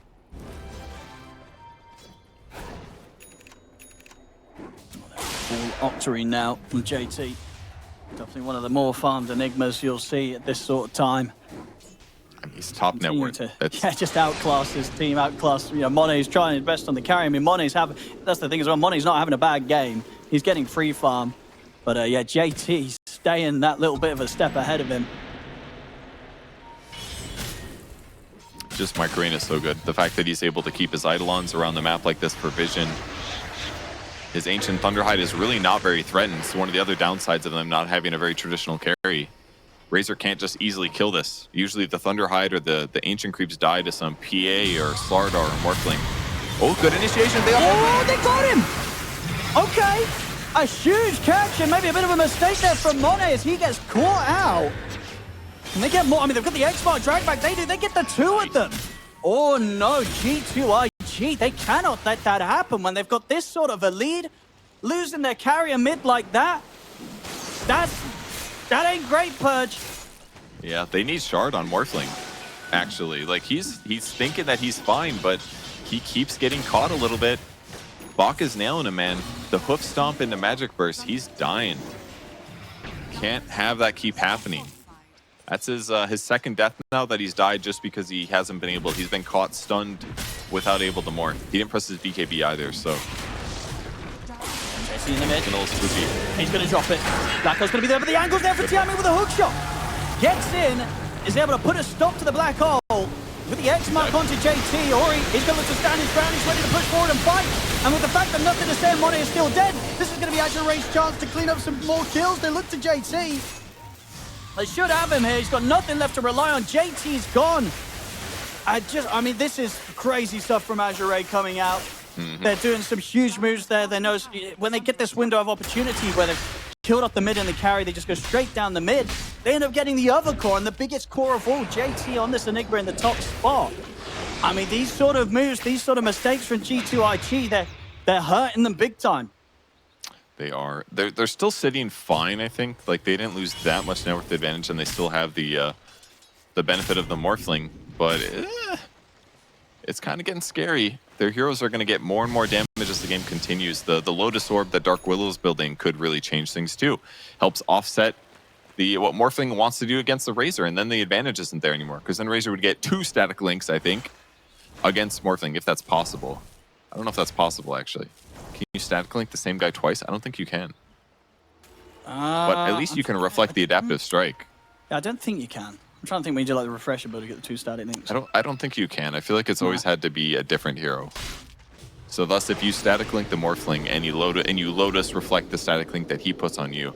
So, and then you also you could link somebody else. Link somebody else, put Lotus on you. You're still getting double damage suck. So it's not the worst. But items like that are going to make a difference. It's going to be a lasso reflect, you know. By the way, have you looked at Baboka's items? Holy crap. He is so farmed on Batrider. Look at that. Force Blink, BKB, BOTs. Like, it's pretty he's wild. got more net worth than Slardar. I mean, he's playing this game. He's sort of looking at the nothing to say, and Mono getting caught out. And he said, right, if you guys are going to get caught out like that, I need to be the extra carry this game. He's ready to step up, and indeed with these sort of timings, he'll get there. And we'll see what he wants to go for next. If he wants to go for something like the Octarine, he's ready with 2,500 gold in towards it. Slardar's GPM will increase now, though. He's got that corrosive Slithering Crush damage talent at 20. With the Shard, he's going to be doing tons of damage here. This looks like a possible smoke for the Dire team. Yeah, G2.iG is going to group. They do have Blink Black Hole with BKB, of course. I see Monet rotate over. He's got another Ultimate Orb, so a little bit more HP than he had prior. Lower chance he dies. Everything still points towards G2.iG. In these team fights, being able to clean up if they're the ones to get the jump. Oh, Baboka is pretty aggressive here. He's still going to get the lasso onto Bug. We're dragging him back over towards JT and Monet, and that wasn't enough. I mean, he's able to get Stampede off. He's thrown up into the air, but he's not quite dead. Bug's able to walk away from this one. They couldn't kill him. Okay. series of mistakes for both squads a little bit there. Baboka messing up his blink lasso, just slightly out of cast range, I think, once he had blinked in. And Bach, great reaction to try to land that stun, but they got out, and luckily his team was able to defend him. That Yules that guy used, which I assume was a dire one, maybe Slardar used it to interrupt the Stampede, kind of just bought him enough time for the boat run buff to come in, and at that point killing the Centaur was just not going to happen. I mean, Box managed to farm with these last couple kills that happened. He's got Eternal Shroud Shivas and a Cloak of Flames. He is a ball of tank, dude. Killing Centaur is not going to be easy anymore. But Lincoln's is up on Morphling now. So yeah, he's finally survivable. He's finally queued up the shards and okay. No more throwing. Bit of a window where Stampede was on cooldown and Torrent Storm as well. It doesn't look like they're going to be able to abuse that G2.iG. So Azure Ray should have everything back up for the next defensive.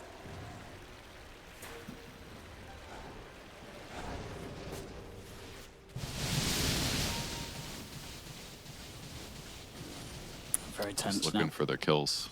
Yeah, I mean, they're just waiting for a moment. BKB's back up on Slardar, so they're ready to fight if they want to. Slardar was thinking about going for a Wind Waker, but he's got a point booster now, so I assume he's going back for Ags, is my guess. It'll make it a little easier for him to jump initiate without having to worry about getting killed back without high status resistance. So still the game firmly in G2.iG's control, as almost all the map is theirs. I mean, it seems like every game we have the Dire team winning and the Radiant team's hiding in their base. But at least for Azure Ray here, they haven't lost any barracks yet. None of them are even low, really. But G2.iG is feeling really confident. They're just spread out. They know that it's not super simple for Azure Ray to get pickoffs. So I don't think they're as concerned about sticking near each other. Azure Ray has a better team fight lineup, not so much pick off one guy really easily. But they are together. Yeah. Yeah, they know that this is a time where Roshan may have respawned. It is actually going to be a longer respawn, so won't be heading into the pit yet. At least, G2.iG, if they check it, it's not gonna be there. Azure Ray, can they catch out anyone alone? G2.iG are a little bit split. Nothing to say on Baboka playing the bottom half, just between the two of them. Azure Ray, they seem to be aware of this. Smoke is going to come to an end, so not able to get in position to get the jump in time. Enigma's still top net worth on this game, by the way. If this doesn't make a case for Helm of the Overlord Enigma, I don't know what else will. Because his pressure on the map and his net worth is insanely high. Absolutely, yeah. I think if they are able to shut down this win, I think MVP's been made. They're making a great case for MVP between JT and Baboka, just for sort of how farmed they are, relevant to the position that they're playing on both of these heroes. Going to TP to the top lane on the Enigma. Set up for the potential Roshan, which is respawning in 1 minute, so they got to be in this area in case it happens. And very important that he keeps these lanes pushed out with his summons if he can. Azure Ray looks likely to cut the mid wave, and then for them to group up and head towards the top lane. Smoke time. G2.iG. Both teams ready with all the ultimates. So he gets to jump on who? Baboka. He's in first. He's going to use the BKB. He's going to go and jump straight over here. So Ward's Ori there in with the crush as well. Ori pops the BKB. Will manage to be able to get the combo off. Monet not able to find the target. He's going to look over towards Low. Low pretty speedy. Bugs able to get him with the two-man who stomp. BKB comes to an end on Monet. Neither team really able to get stuck into the fight in the way that they wish for there. Baboka really wanted the Kunkka. That's the hero they're worried about, clearly. But unfortunately for him, by the time he got him back to his team, his BKB was ready to be pressed, pretty much. Bark tries for the blind hoof stomp there, but doesn't quite get fortunate with it. Baboka out with the TP.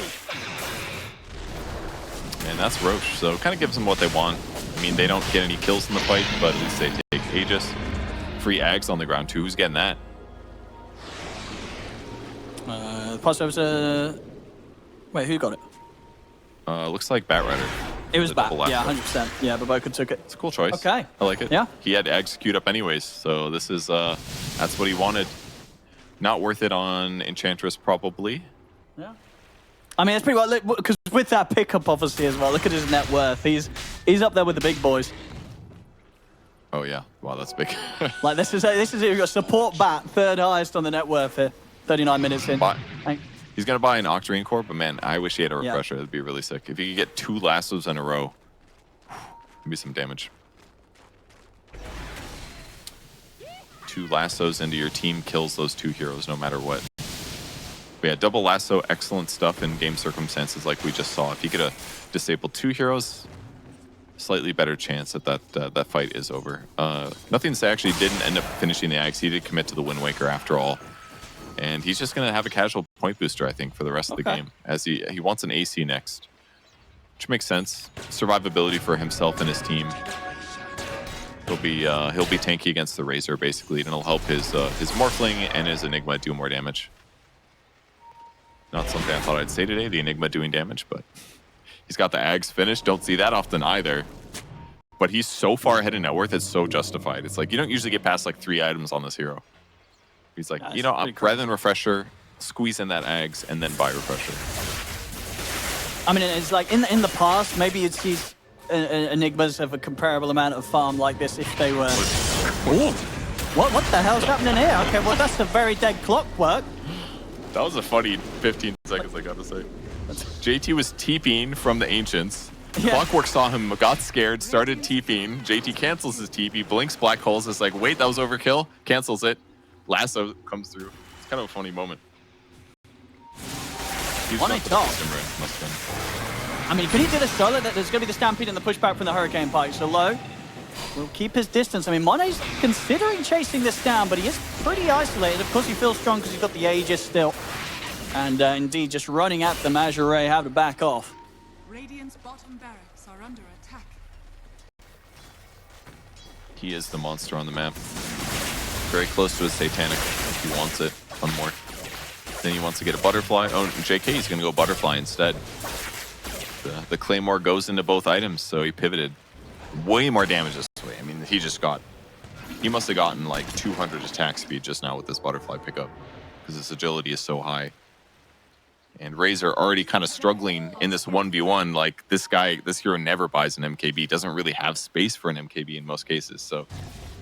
Once again, I say, can Morphling die? The answer is probably, but it's so hard for it to happen. It really is. But as you say, we thought that was the case already, and they did somehow find ways to kill him. But surely now it's like, how do you kill him? Like, Monet's got to make some crazy level of mistake to die now. As they should be in a solid point to push for more. Need to jump on him. And the Torrent, the knockback, but there's the Lasso. It's going to be able to catch on to the 2 of them. They take out Ori. Monet turns towards Bark. Bark's going to be forced up to the high ground. He's trying to get away, and he will. Bark will live for now. He can reset. And Monet's back to the tier 3 tower. Static link going, but he's able to quickly break it with the waveform. He can take their time with his G2.iG. Ooh. Oh, no, he died? Wait. How did that kill him? Wait, what killed him? All right, he was morphing the whole time. He was morphing down the... What was the dot on him? I didn't see. Oh, it must have been Tormentor. I wonder. No, he wasn't hitting the Tormentor. He doesn't have to be. It does 30 damage a second for units within 12. Oh, you're absolutely right. I think he was. I think, yeah, he stepped in range with that. I think that's what got him. Okay, well, that's right goodbye Aegis. It was right at the base of the stairs. So it was right on the edge of the damage. Yeah, I think you're absolutely right. It has to be. Yeah, 100% was the burn damage from Tormentor. Okay, well, mistakes continue to be made, but again, it shouldn't matter because they're so far ahead. They killed the shit out of that Tormentor. All right, now to high ground with some Sproink. Very different game circumstance here. They've still got Blink Black Hole on Enigma. He's got BKB. He's going to pull him into this. Morphing Illusions hitting the buildings for free.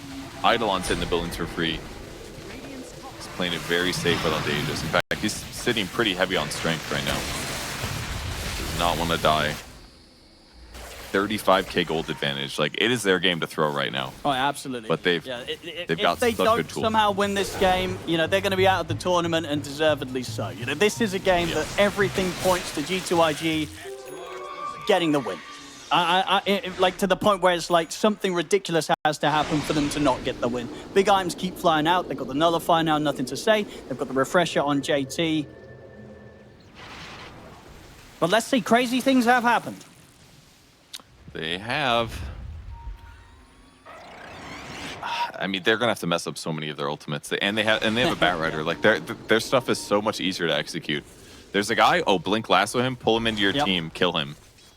With Slardar following up, and then you save Black Hole for whatever happens afterwards. Like, as soon as the hookshot comes out, Black Hole is safe, you know? So Clock has to play this whole game just like waiting to spot Enigma and get the hookshot off. But even if he does that, there's still going to be a second one. Like, the game is a lot more straightforward here for IG. The only thing that's hard there we go. He's in. He's going to get a grab onto low, out of the game. 80 seconds dead and 300 gold short of buyback. Tough, man. Still no BKB on him. He's got refresher, but not the BKB. Understandable. Like, he still dies if he has BKB there. That's the problem. Second set here on the mid. The full minute. No Razor. G2.iG, they're going to try and push forward. They get the stun. What's the morph? Safe enough in the end. There's JT, the beautiful one there, jumps in, and that indeed is a GG black hole and a half there. They'll tap out, they'll call it. G2.iG, they'll close up the win, they'll get themselves the victory, and they'll continue to play on here in the tournament. Whereas unfortunately for Azure Ray, it is the end of the road there for them here at PGL Wallachia Season 1. Yeah, sad.